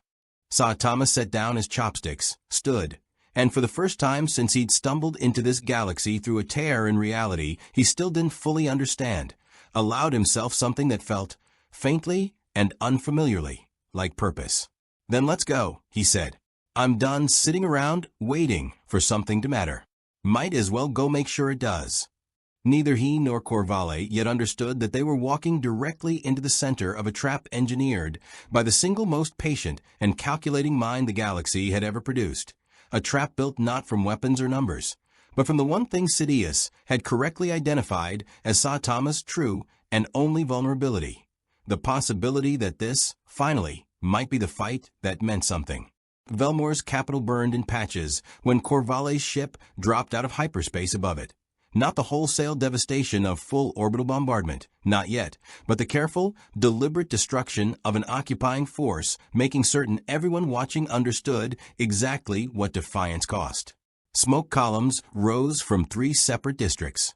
Imperial cruisers hung in low orbit, their shadows crawling slow across the capital's rooftops, and a cordon of troop transports had sealed off the administrative quarter entirely, cutting the council building off from the rest of the city like a wound packed with durasteel and armor. "There," Corvalle said, banking the ship toward a service landing 3 blocks from the cordon, close enough to get in on foot without triggering the capital ship's point defense grid. "My contact says they're holding what's left of the council in the building itself. If the pattern from the last 2 days holds, they'll bring them out publicly before doing whatever they're planning next. Make an example of it." Saitama was already moving toward the ramp before the ship had fully settled. "Show me." They came in through a side alley choked with refugees. families dragging what belongings they'd managed to grab, children too frightened to cry, the particular hollow silence of people who had already learned that noise drew attention, and attention, under occupation, was never good. Corvale had seen this before on other worlds, in other wars within the larger war, and it had never stopped landing like a blow to the chest. She watched Saitama's face as he took it in, and saw, for the first time, something that looked less like curiosity and more like recognition. The specific, quiet fury of someone who had spent a long time convincing himself he no longer felt things this sharply, discovering that he still could. They reached the edge of the administrative quarter as the Imperial Garrison Commander, a thin, precise man named Colonel Reth, operating under orders Sidious himself, had drafted with unusual personal attention, began the exact spectacle Corvale's contact had warned them about. Council members, 6 of them, were marched out onto the building's front steps under guard, hands bound, faces bruised, while a company of stormtroopers formed a loose perimeter, and a hovering recording drone captured the proceeding for broadcast across the planet's remaining communication networks. "Let this stand as testament," Reth announced, his amplified voice carrying flat and cold across the square, "to the fate awaiting any world that harbors sedition against the Empire." Saitama didn't wait for the rest of the speech. He crossed the square in something less than 2 seconds, no visible sprint, no wind-up, simply present in one location, and then, an instant later, present in another, the intervening distance rendered meaningless. He arrived directly between Reth and the 6 kneeling council members, with enough displaced air pressure to knock the nearest stormtroopers off balance. And by the time anyone's optics had caught up to what had happened, all 6 council members' binders lay in neat, severed pieces on the ground, cut apart by hands moving too fast for any sensor in the square to resolve. "Nobody's executing anybody today," Saitama said, and for once there was nothing bored in his voice at all. Colonel Reth, to his credit, did not panic. He had, after all, been briefed extensively on exactly what to expect, in a level of operational detail that would have struck Corvale as deeply suspicious had she known the full truth of it. Instead, he raised a hand, and the garrison's full deployment, held carefully in reserve for precisely this eventuality, began moving into position from side streets and rooftops across the square, revealing a force considerably larger than the modest occupation garrison Corvale's intelligence had led them to expect. "You are the anomaly," Reth said, something almost satisfied in his tone. "We'd hoped you would come." The words landed on Saitama half a second too late to change his course, but they registered. A small, cold flicker of this is wrong cutting through the sharper, more immediate urgency of 6 lives standing in front of him. He filed the feeling away, the way he'd learned to file away every warning sign in 100 fights before, because whatever this was, whatever trap it might turn out to be, the council members were still in the open, still in danger, and that problem came first. "Get them out of here," he said to Corvale, without turning, already tracking the movement of Imperial forces converging from every direction. "I'll handle this." Corvale hesitated exactly as long as her training allowed her to before moving. She'd seen enough of Saitama over the past weeks to trust, on some level she couldn't fully justify, that he could handle whatever was about to happen far better than she could, and hauled the freed council members back toward the alley, back toward the ship, back toward whatever thin margin of safety the capital still offered. What followed was, by any measure this galaxy had ever produced, not a battle so much as a demonstration, though not, as Colonel Reth's superiors had hoped, a demonstration of containment. Stormtroopers advanced in disciplined formation, and Saitama moved through them the way he had through the shock troopers on the desert world weeks before, redirecting strikes, closing distance in fractions of a second, disarming rather than destroying wherever the engagement allowed for it.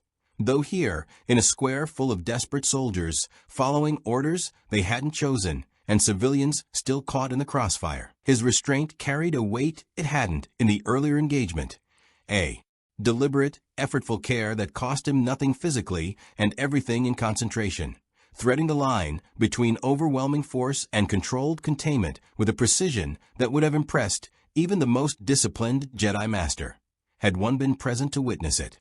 2 at STS advanced from a side street, cannons already tracking. Saitama closed the distance to the first in a blur, one open palm strike against its leg strut sending 40 tons of durasteel toppling sideways into an already cratered stretch of pavement, its pilot ejecting a half-second before impact out of pure trained reflex. The second walker fired a full volley directly into him at point-blank range, the concussive blast throwing up a curtain of smoke and debris that swallowed the square's center entirely. And when cleared, Saitama was already standing atop the walker's cockpit, having simply walked through the blast to reach it, prying the hatch open with one hand and hauling the terrified pilot out before setting him down, none too gently but very much alive, on the ground below. "This isn't a fight," he said, loud enough for the entire square to hear, something raw and unfamiliar cracking through the flat monotone he'd carried since his arrival in this galaxy. "This is just people following orders to hurt other people who didn't do anything. I don't want this. Somebody tell me what you actually want from me."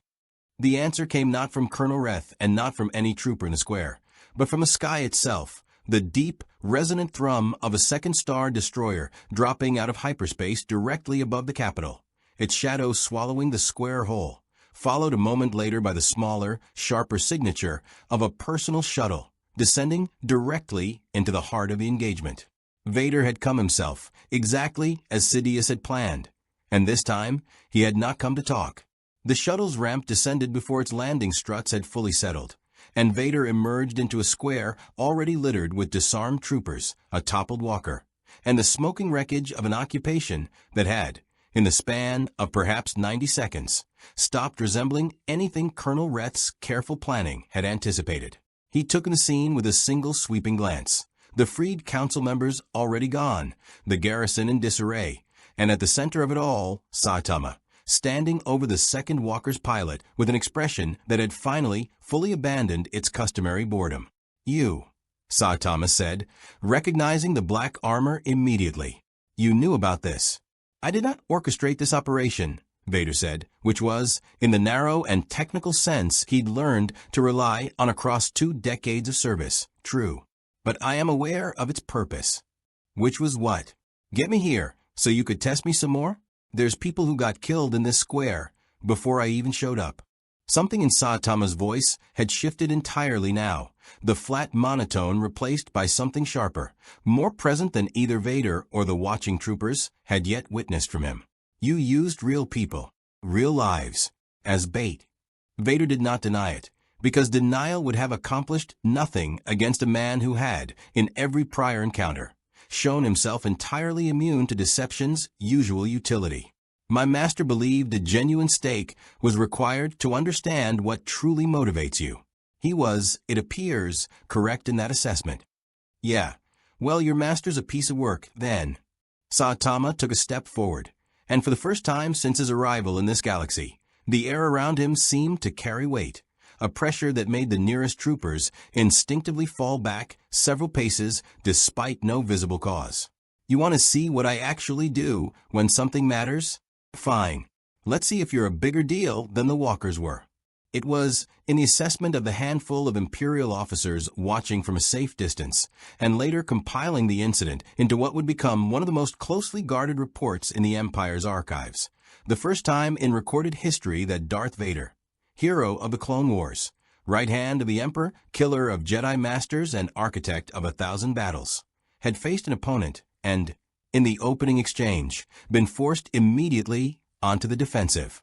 Vader ignited his lightsaber and moved to meet the charge with a full body of force-augmented speed and 2 decades of brutal, refined combat instinct, and found, in the half-second it took to close the distance, that instinct alone was not going to be sufficient. Saitama's fist connected with the flat of Vader's blade, not to disarm him, not yet, but simply to test the resistance, and the resulting shockwave cracked the pavement in a 10-meter radius, through both AT-ST Rex skidding sideways, and sent Vader himself staggering 3 full steps backward despite having braced with every ounce of force-enhanced stability he could muster in the instant available. He had never, in his entire life, been physically moved by a blow he'd chosen to meet head-on. Not by a rancor, not by a wall of collapsing durasteel on Mustafar's volcanic shore. Not by anything. Interesting, Vader said, and meant it, some old and long-buried part of him. The part that had once, as a boy on Tatooine, dreamed of pushing past every limit the galaxy tried to place on him, recognizing something in this exchange that felt disorientingly like the thing he'd spent 2 decades chasing without ever quite naming it. He came again, faster this time, augmenting every strike with the Force, drawing on reserves of raw power he rarely needed against even the most formidable Jedi survivors he'd hunted across the years. Saitama met each strike not with a punch of his own.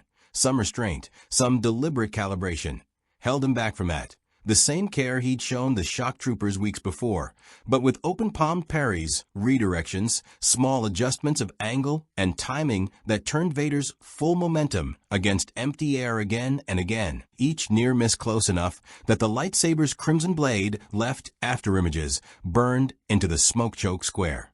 "You're not even trying to hit me," Vader said, frustration bleeding into his mechanical voice for the first time in longer than he could recall. "You haven't given me a reason to yet," Saitama said. "You're strong. Genuinely, actually strong. First thing in this whole galaxy that's felt like anything. But you're still fighting for a guy who used a bunch of hostages as bait to get me here. And I'm not going to throw a real punch at somebody just because they're interesting. I need a better reason than that." Vader pressed the assault, drawing now on Force lightning as a secondary measure. Not lethal in intent, not against a target this unpredictable, but a probing strike meant to test whether the Force itself, applied with his own considerable mastery rather than a lesser Inquisitor's more limited skill, might succeed where the Second Sister's attempt had failed weeks before. The lightning arced across the square in a crackling web of blue-white energy, catching Saitama square in the chest. And for the first time in the entire engagement, something in his expression flickered. Not pain, not quite, but a brief, genuine flash of surprised acknowledgement, the electricity crawling visibly across his skin for a fraction of a second before simply dissipating, absorbed into nothing, leaving no mark and no lingering effect. "Okay, that one I actually felt," Saitama admitted, sounding almost pleased despite himself. "Like static shock. Still not doing what you want it to do, though." Vader let the lightning fall away, breathing hard beneath his mask, a rare admission of genuine exertion, in a body that rarely tired in any conventional sense, and stood facing a man who had absorbed the single most powerful attack in his arsenal and reported it as mildly uncomfortable. "You claimed emptiness," Vader said, between breaths, some strange and unfamiliar impulse pushing the words out before he'd fully decided to speak them. "That your victories mean nothing to you. That nothing tests you any longer." "Yeah, that's still mostly true." "Then why fight at all? Why come to this world? To defend people you had never met, if the outcome carries no weight for you?"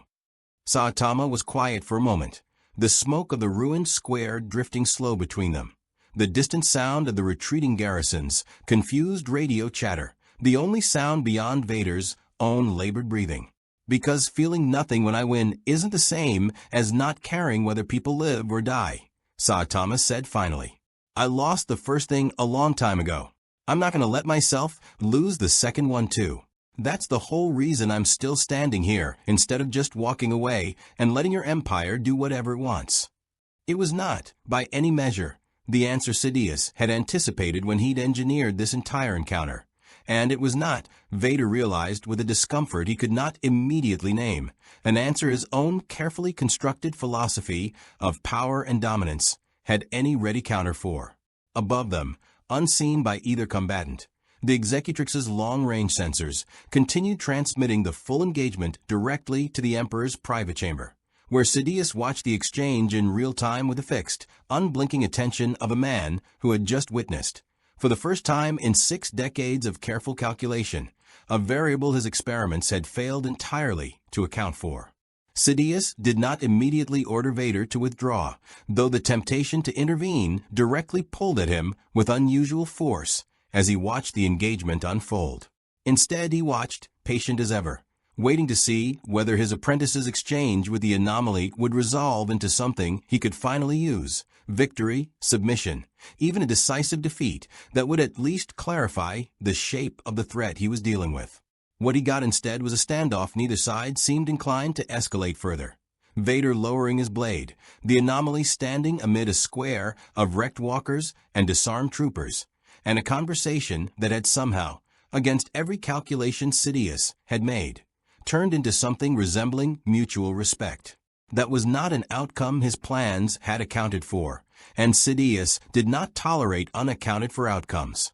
He gave the order himself, bypassing Colonel Reth entirely. Full garrison reinforcement, every remaining unit in the sector redirected to Velmore, and the detail that would prove most consequential, authorization for the Bounty Hunters Guild to be contracted directly, along with every Inquisitor not currently deployed elsewhere in the galaxy. If a single confrontation, however impressive, would not resolve the question of this anomaly's true limits, then Sidious intended to apply pressure from every conceivable angle simultaneously, until something finally gave.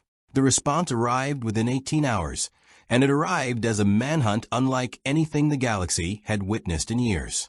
Bosk arrived first, his modified starfighters screaming low over Velmore's ruined capital before Corvale had even finished ferrying the freed council members to a secure safehouse 3 districts away. He was joined within hours by Denga, by a pair of Zobber trackers under contract from the Pike Syndicate looking to curry Imperial favor, and, most dangerously, though neither Saitama nor Corvale yet understood the significance, by a lean, quiet operative wearing Beskar armor whose presence on the contract had been arranged through channels well outside the Guild's usual bureaucracy. A Mandalorian named Ket Tarnis who had made a career and a considerable fortune out of hunting things other hunters considered impossible. "They're throwing everything at this," Corvale said, monitoring the chaotic burst of bounty transmissions, flooding every unsecured channel in the sector from the cramped cockpit of her ship. Guild contracts, syndicate trackers, and I'm picking up at least 2 more Inquisitor signatures inbound. This isn't a manhunt anymore. This is a full mobilization. "Good," Saitama said from the seat beside her, in a tone that suggested he meant it considerably more than she found comfortable. "Maybe one of them will actually be a challenge." "This isn't a game," Corvale said, sharper than she'd intended. "These are professional killers. Some of them have killed Jedi. If even one of them gets lucky, they won't." He said it simply, not with arrogance, but with the flat certainty of a man who had learned, across years of exactly this kind of overwhelming response, precisely what his own limits were and were not. "But I get why you're worried. I'll be careful about the people around me. That's the part that actually matters." It was, in practice, harder than either of them anticipated. The hunters converged on the desert world and Velmore alike over the following 2 days in a rolling, chaotic series of engagements that spread across half the sector.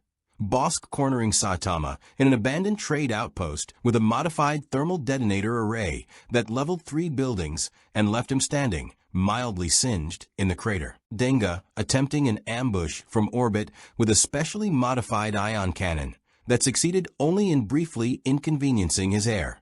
The Zobber trackers, more cautious, choosing to observe and report rather than engage directly, correctly concluding within minutes of visual confirmation that direct engagement offered no plausible path to survival, let alone success.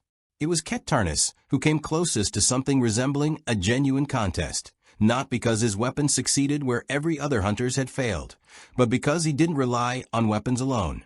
He'd studied every available report before ever taking the contract, cross-referencing the anomaly's confirmed engagements with an old Mandalorian axiom his grandmother had taught him as a boy, that any being, however powerful, could still be outthought if not outfought. He didn't attempt to harm Saitama directly.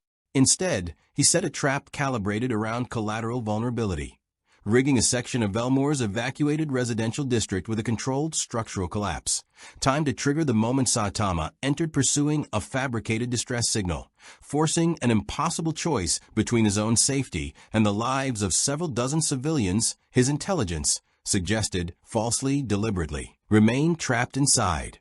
Saitama caught the collapse before it finished falling, one arm braced against a support beam thick enough to have crushed a rancor.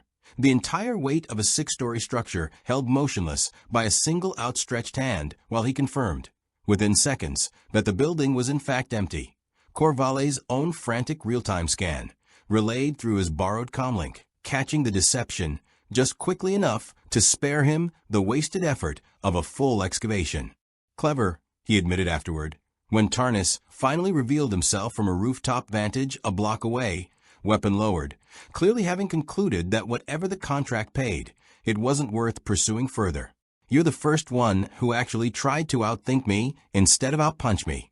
Respect. Contract's not worth my life, Tarnus said simply, and left without further incident. One of the very few hunters on Velmore that week wise enough to recognize the difference between a difficult job and an impossible one, and disciplined enough to walk away from the latter with his reputation and his life intact. By the third day, the bounty board's activity around the contract had slowed to a trickle, word having spread through the guild's own informal channels that this particular prize was, whatever the payout, simply not survivable to collect. The Inquisitors fared no better than their predecessor had weeks before, each encounter ending in the same result. Blades that met no resistance, force techniques that registered no effect, and an increasingly desperate stream of reports flowing back up the Imperial chain, describing an anomaly that remained, after every possible avenue of attack the Empire could muster, entirely and maddeningly unchanged. What did change? Watching from his private chamber aboard the Executrix, as report after failed report accumulated on his terminal, was Sidious's calculation itself. He had spent 60 years building an empire on the twin foundations of overwhelming force and the careful manipulation of desire, and both, applied now with the full weight of his considerable resources, had failed entirely against a single being who wanted, as far as any intelligence gathered could determine, almost nothing the Empire had the power to offer or threaten. There remained, in Sidious's long and patient study of power, exactly one option he had not yet attempted, one he reserved always for problems that resisted every other solution. Not force, not persuasion, but personal, direct confrontation. Himself against the anomaly, Sith Lord against whatever this strange being truly was, with nothing held in reserve and no proxy standing between them. He gave the order that evening. The Executrix would set course for Velmore at once, and Darth Sidious, Emperor of the Galaxy, would go to meet this anomaly himself. Vader felt his master's approach before the Executrix ever dropped out of hyperspace above Velmore, a cold, gathering pressure in the force that he had learned, across 2 decades, to recognize as Sidious in a state of total, focused resolve. He met the Emperor's shuttle at the landing platform himself, kneeling out of habit rather than active thought, and rose to find Sidious's yellow eyes already fixed past him, toward the ruined capital beyond. "Report," Sidious said. "He remains unharmed, my master. 11 bounty hunters and 3 Inquisitors have engaged him directly over the past 3 days. None have succeeded in wounding him. Several have concluded the contract is unwinnable and withdrawn." "And his disposition?" Vader considered his answer carefully, aware that whatever he said next would shape his master's approach to a confrontation Vader had begun to suspect, with unease he did not fully understand himself, might not end the way Sidious's long career of victories had trained him to expect. He has grown more animated, more engaged. The stakes here, Velmore's population, the direct threat against them, appear to have restored something in him that your original assessment correctly identified as absent. He fights now with intent, not merely reflexive defense. "Then my strategy was sound," Sidious said, something satisfied threading through his voice. "I merely required patience enough to see it through myself." They found Saitama in what remained of Velmore's center square, seated atop the wreckage of the second toppled AT-ST, watching the smoke of 3 days' accumulated skirmishes drift slow across a sky that had mercifully not yet seen the orbital bombardment Sidious had originally threatened.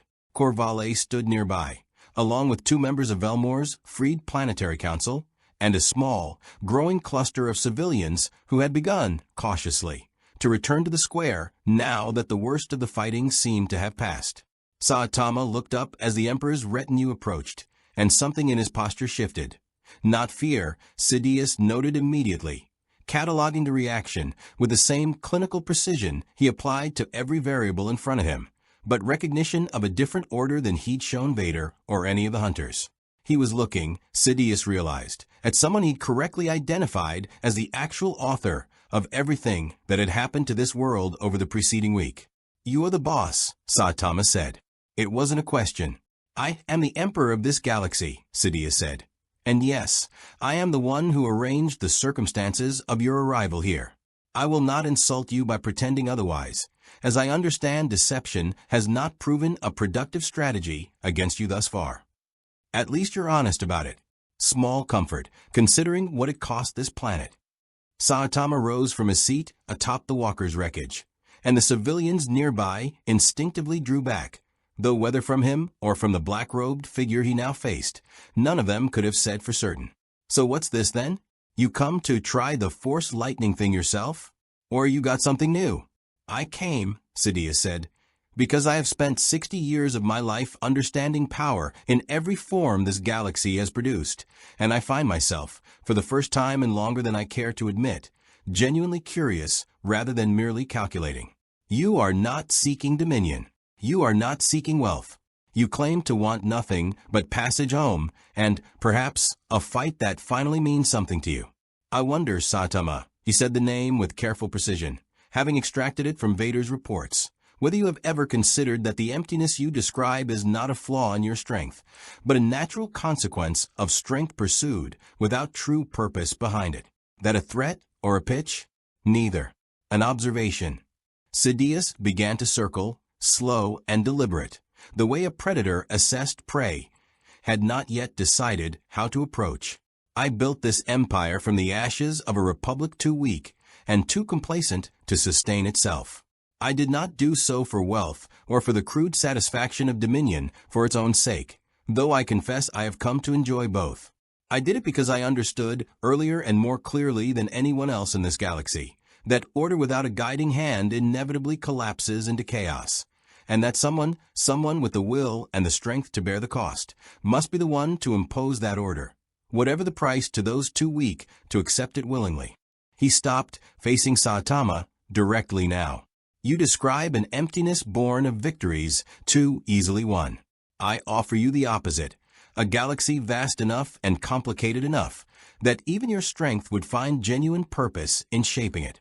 Not as my servant, as my successor, should you prove capable of understanding what I have built and why. It was, in Sidious's considered and long-practiced judgment, the single most compelling offer he had ever extended to anyone, genuine, in its own dark way, an offer of purpose rather than mere power, calibrated with precision against everything his intelligence had gathered about this being's singular vulnerability. Saitama was quiet for a long moment, and for that moment, something in Vader's chest, some old, buried thing he had learned long ago to silence, tightened with an apprehension he could not fully name, watching to see whether even this anomaly, this being who had resisted every weapon and every temptation the Empire had thrown at him, might finally bend before an offer built not on power, but on the promise of meaning. You know what's funny? Saitama said finally, and there was no anger in his voice, only something quiet and very certain. I actually get it. The purpose thing.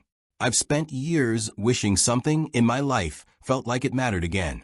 You're not wrong that I want that. He looked past Sidious, toward the civilians clustered at the square's edge, toward the scorched buildings and the 6 freed council members standing nearby, alive because he'd chosen, 3 days ago, to stop scrolling past his own boredom and actually do something. But I already found it. It happened right here, on this stupid, wrecked planet, the second I decided those people mattered more than my own emptiness. You didn't hand me that. You tried to use it as bait to control me. That's not purpose. That's just a leash with better marketing. Sidious's expression beneath the hood did not change. But something in the air around him did, a gathering, cold intensity, that every force-sensitive being within 100 meters felt settle over the square like a held breath about to break. A pity, the Emperor said softly. I had hoped this could be resolved without further unpleasantness. Yeah, Saitama said, rolling his shoulders, the small, familiar gesture of a man finally, genuinely ready for whatever came next. Me too. But I don't think you actually came here to talk. I think you came here to see for yourself what nobody else could tell you. So let's just get to that part. Lightning arced from Sidious's fingertips a heartbeat later. Not the probing test Vader had attempted days before, but the full unrestrained fury of 60 years of accumulated dark side mastery. A torrent of pale blue energy that lit the entire square like a second, dying sun. The lightning hit Saitama full in the chest and did not stop. Sidious pouring every reserve of dark side power he possessed into a single, sustained torrent meant not merely to test, but to end.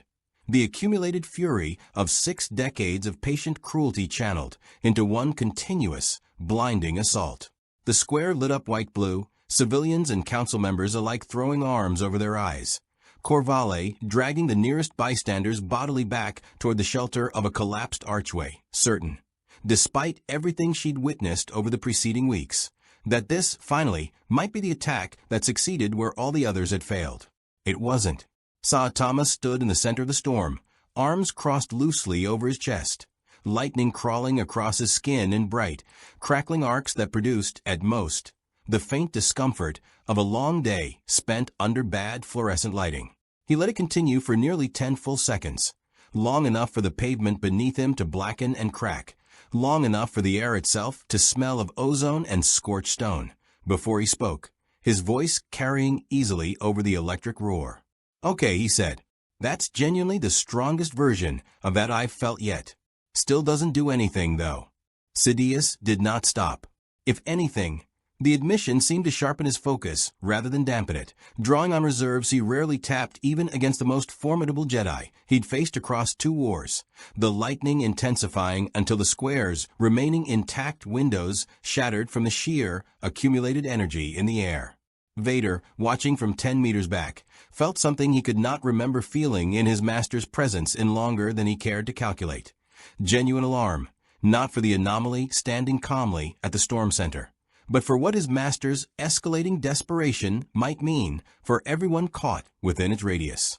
"My master," Vader said, stepping forward despite every instinct warning him against interrupting Sidious mid-strike. "The civilians are not my concern," Sidious snapped, not breaking focus, sweat beading visible now beneath his hood despite the cool evening air, the strain of sustained maximum output finally showing in a body that, for all its dark side-fueled vitality, remained mortal beneath the robes. "This will end. It must end." It did end, though not the way Sidious intended. The lightning guttered, flickered, and finally died as the Emperor's own reserves, pushed past even his considerable limits, gave out entirely, and in the sudden, ringing silence that followed, Saitama stood exactly where he had throughout, jumpsuit slightly singed at the collar, otherwise entirely unmarked, looking at the Emperor with something that had shifted, subtly but unmistakably, from wary respect into something closer to disappointment. "You're really strong," Saitama said, and meant it. There was no mockery in his voice, only a flat, honest assessment.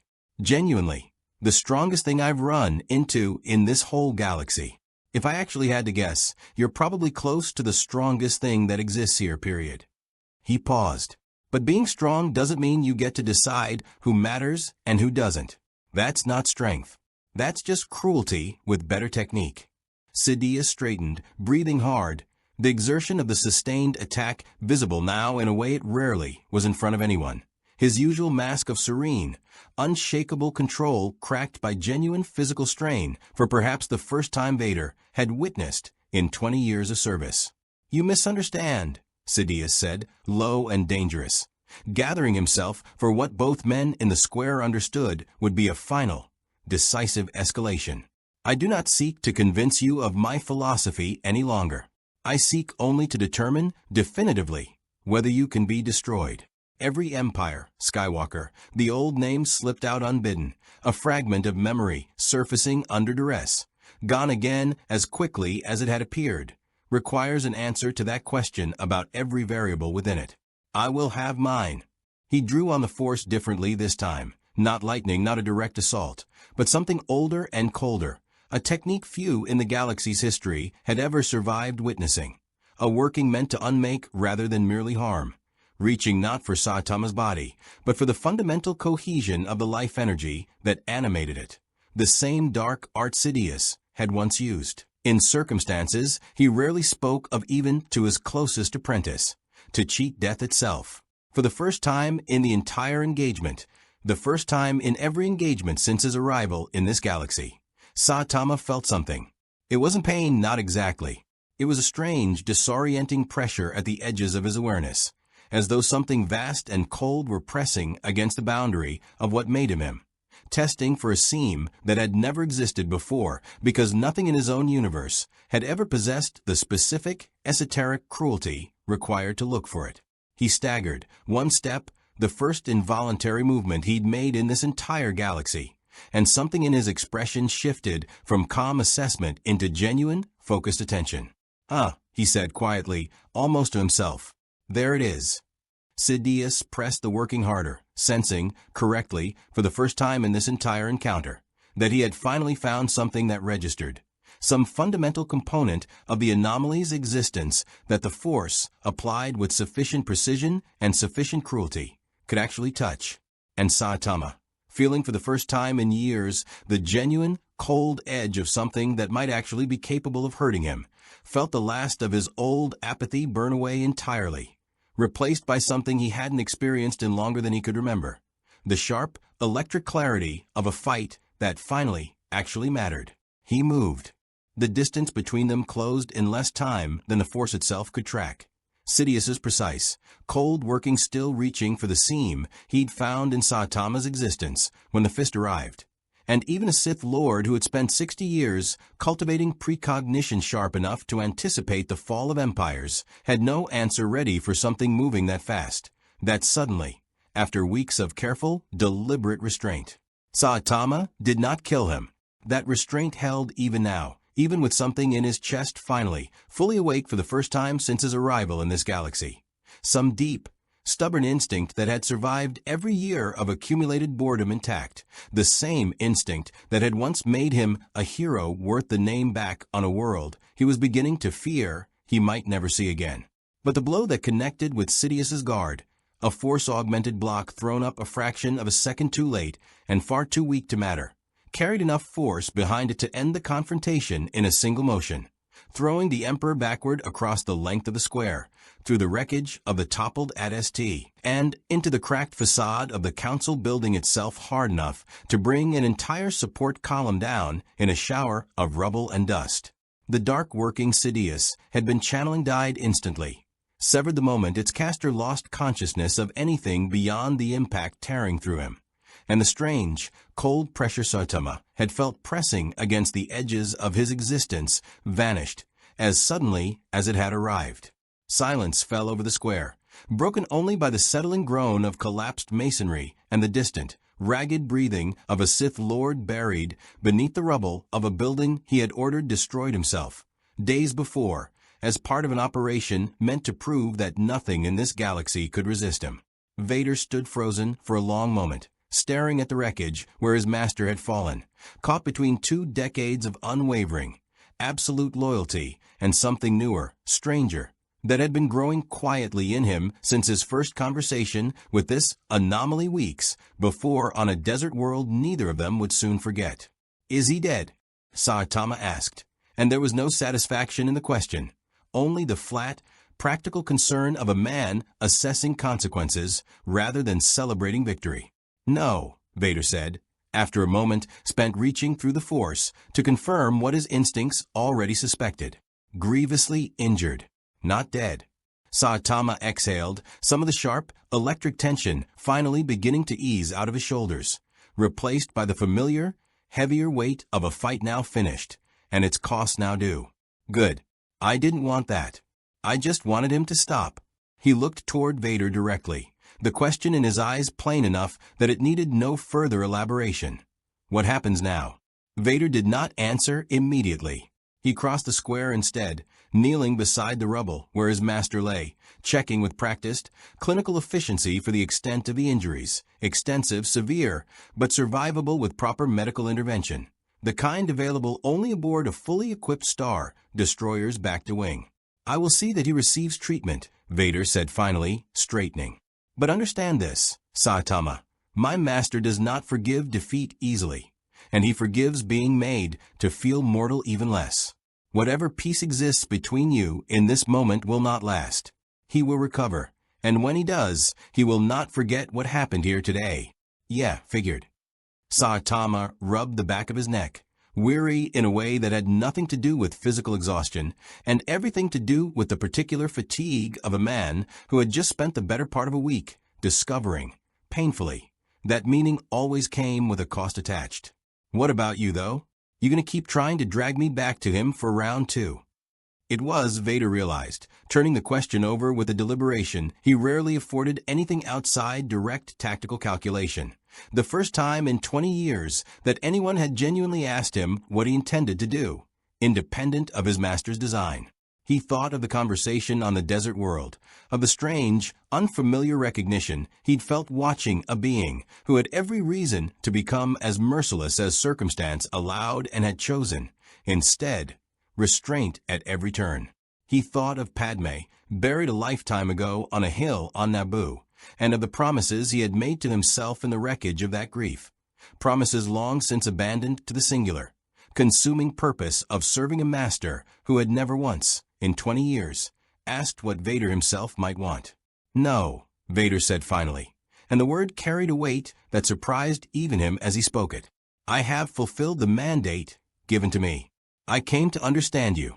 I understand you well enough now to know that further pursuit serves no purpose beyond the satisfaction of my master's pride, and I find myself, for reasons I do not entirely wish to examine, disinclined to serve that particular purpose today. Saitama studied him for a long moment. The black mask, the mechanical breath, the sheer, contained weight of a man who had clearly spent a very long time being something other than what he might have chosen for himself. You should get out sometime, Saitama said finally, with the particular bluntness of someone who'd never learned much subtlety and had stopped bothering to try. Not like defect or whatever. I get that's complicated, probably dangerous. None of my business really. Just, you seem like there's more going on under there than the scary Sith Lord thing lets you show. That's all. It was not a grand statement. It was not a plea or a recruitment pitch or any of the carefully constructed appeals Vader had weathered over 2 decades from rebels, senators, and the ghosts of Jedi he'd once called friends. It was simply an observation offered without expectation from a being who had learned, recently and at real cost, that sometimes the truest thing you could offer someone was just the honest acknowledgement that they mattered.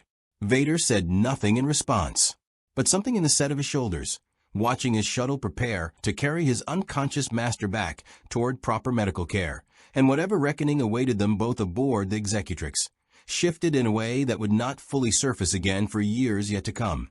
A small, quiet seed, planted in the ruins of a square on a world called Velmor, that would not bear its fruit until a different confrontation, on a different battle station, years down a road neither of them could yet see. He boarded his shuttle without another word.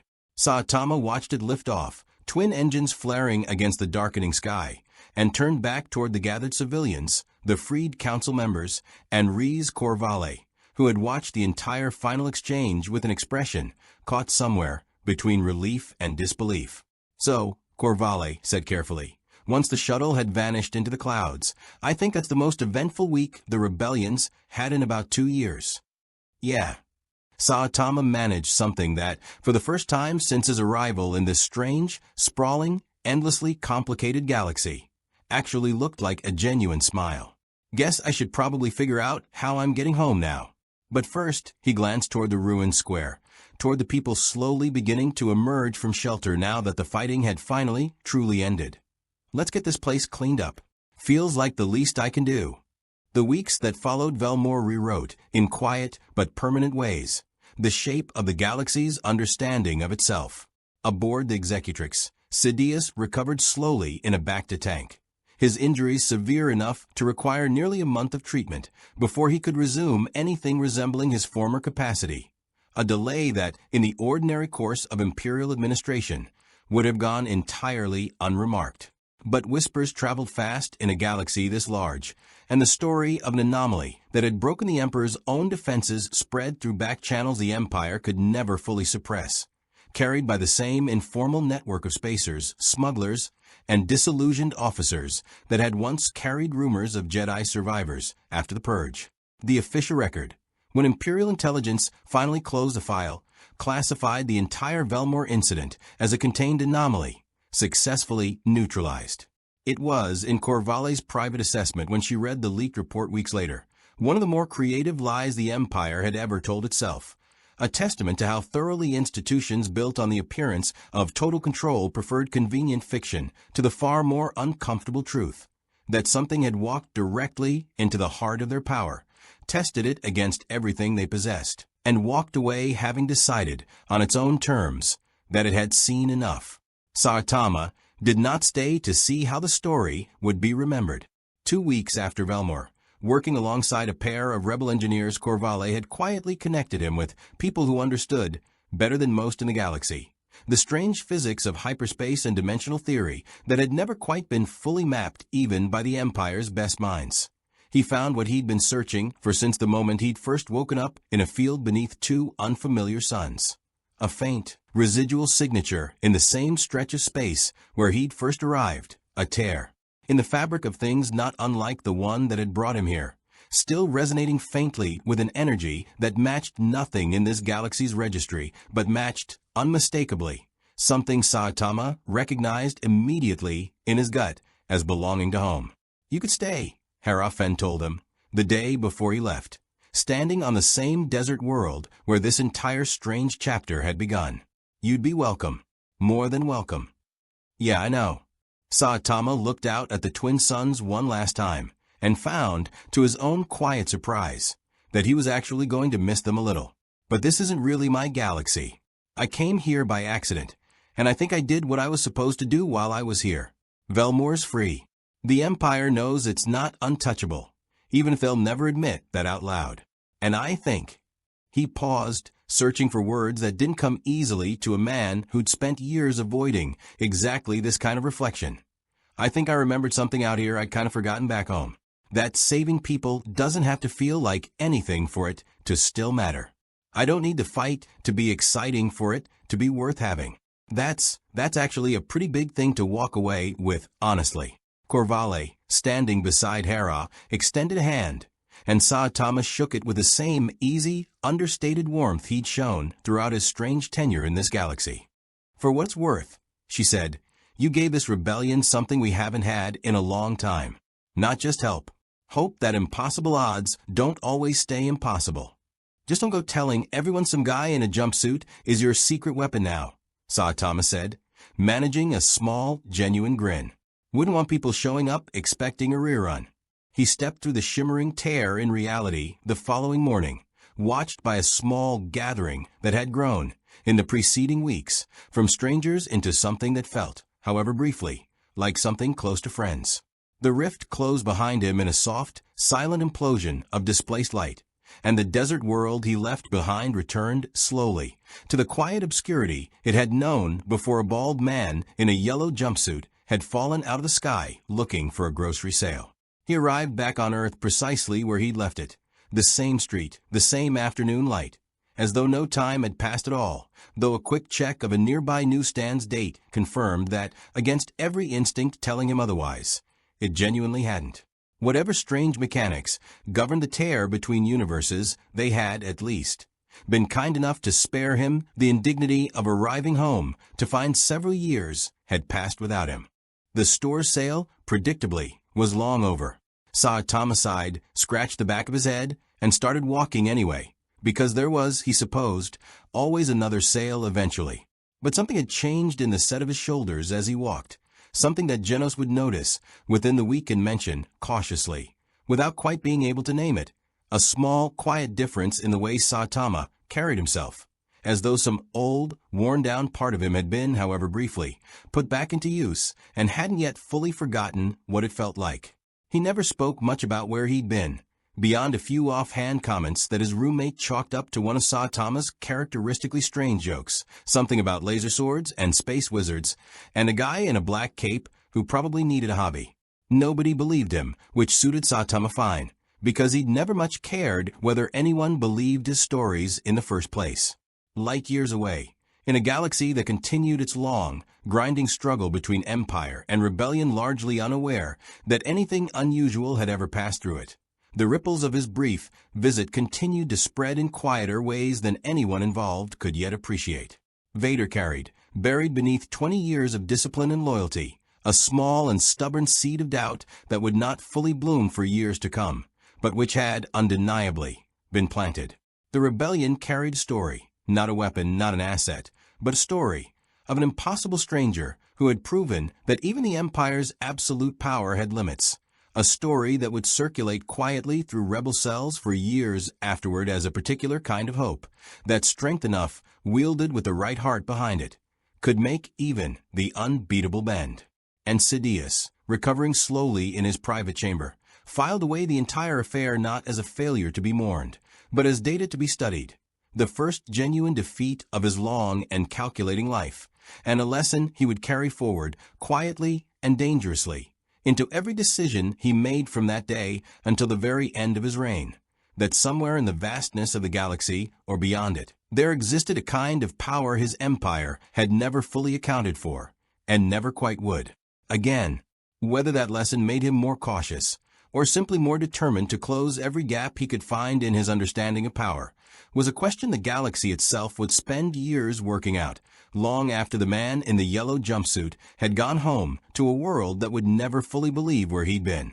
But for one bright, chaotic week, in a galaxy far, far away, a bored man looking for a good sale had reminded an empire built on fear, and a rebellion built on hope, that some things, decency, restraint, the simple choice to protect people who couldn't protect themselves, remained more powerful than either side had ever fully understood. If you enjoyed this story and would like to see more epic, what-if adventures like this, consider supporting the channel by clicking the Buy Me a Coffee link in the description or the pinned comment. Every contribution, no matter the size, helps bring more stories like this to life, and your support truly means a lot. Thank you for being part of the journey. May the Force be with you. More stories await.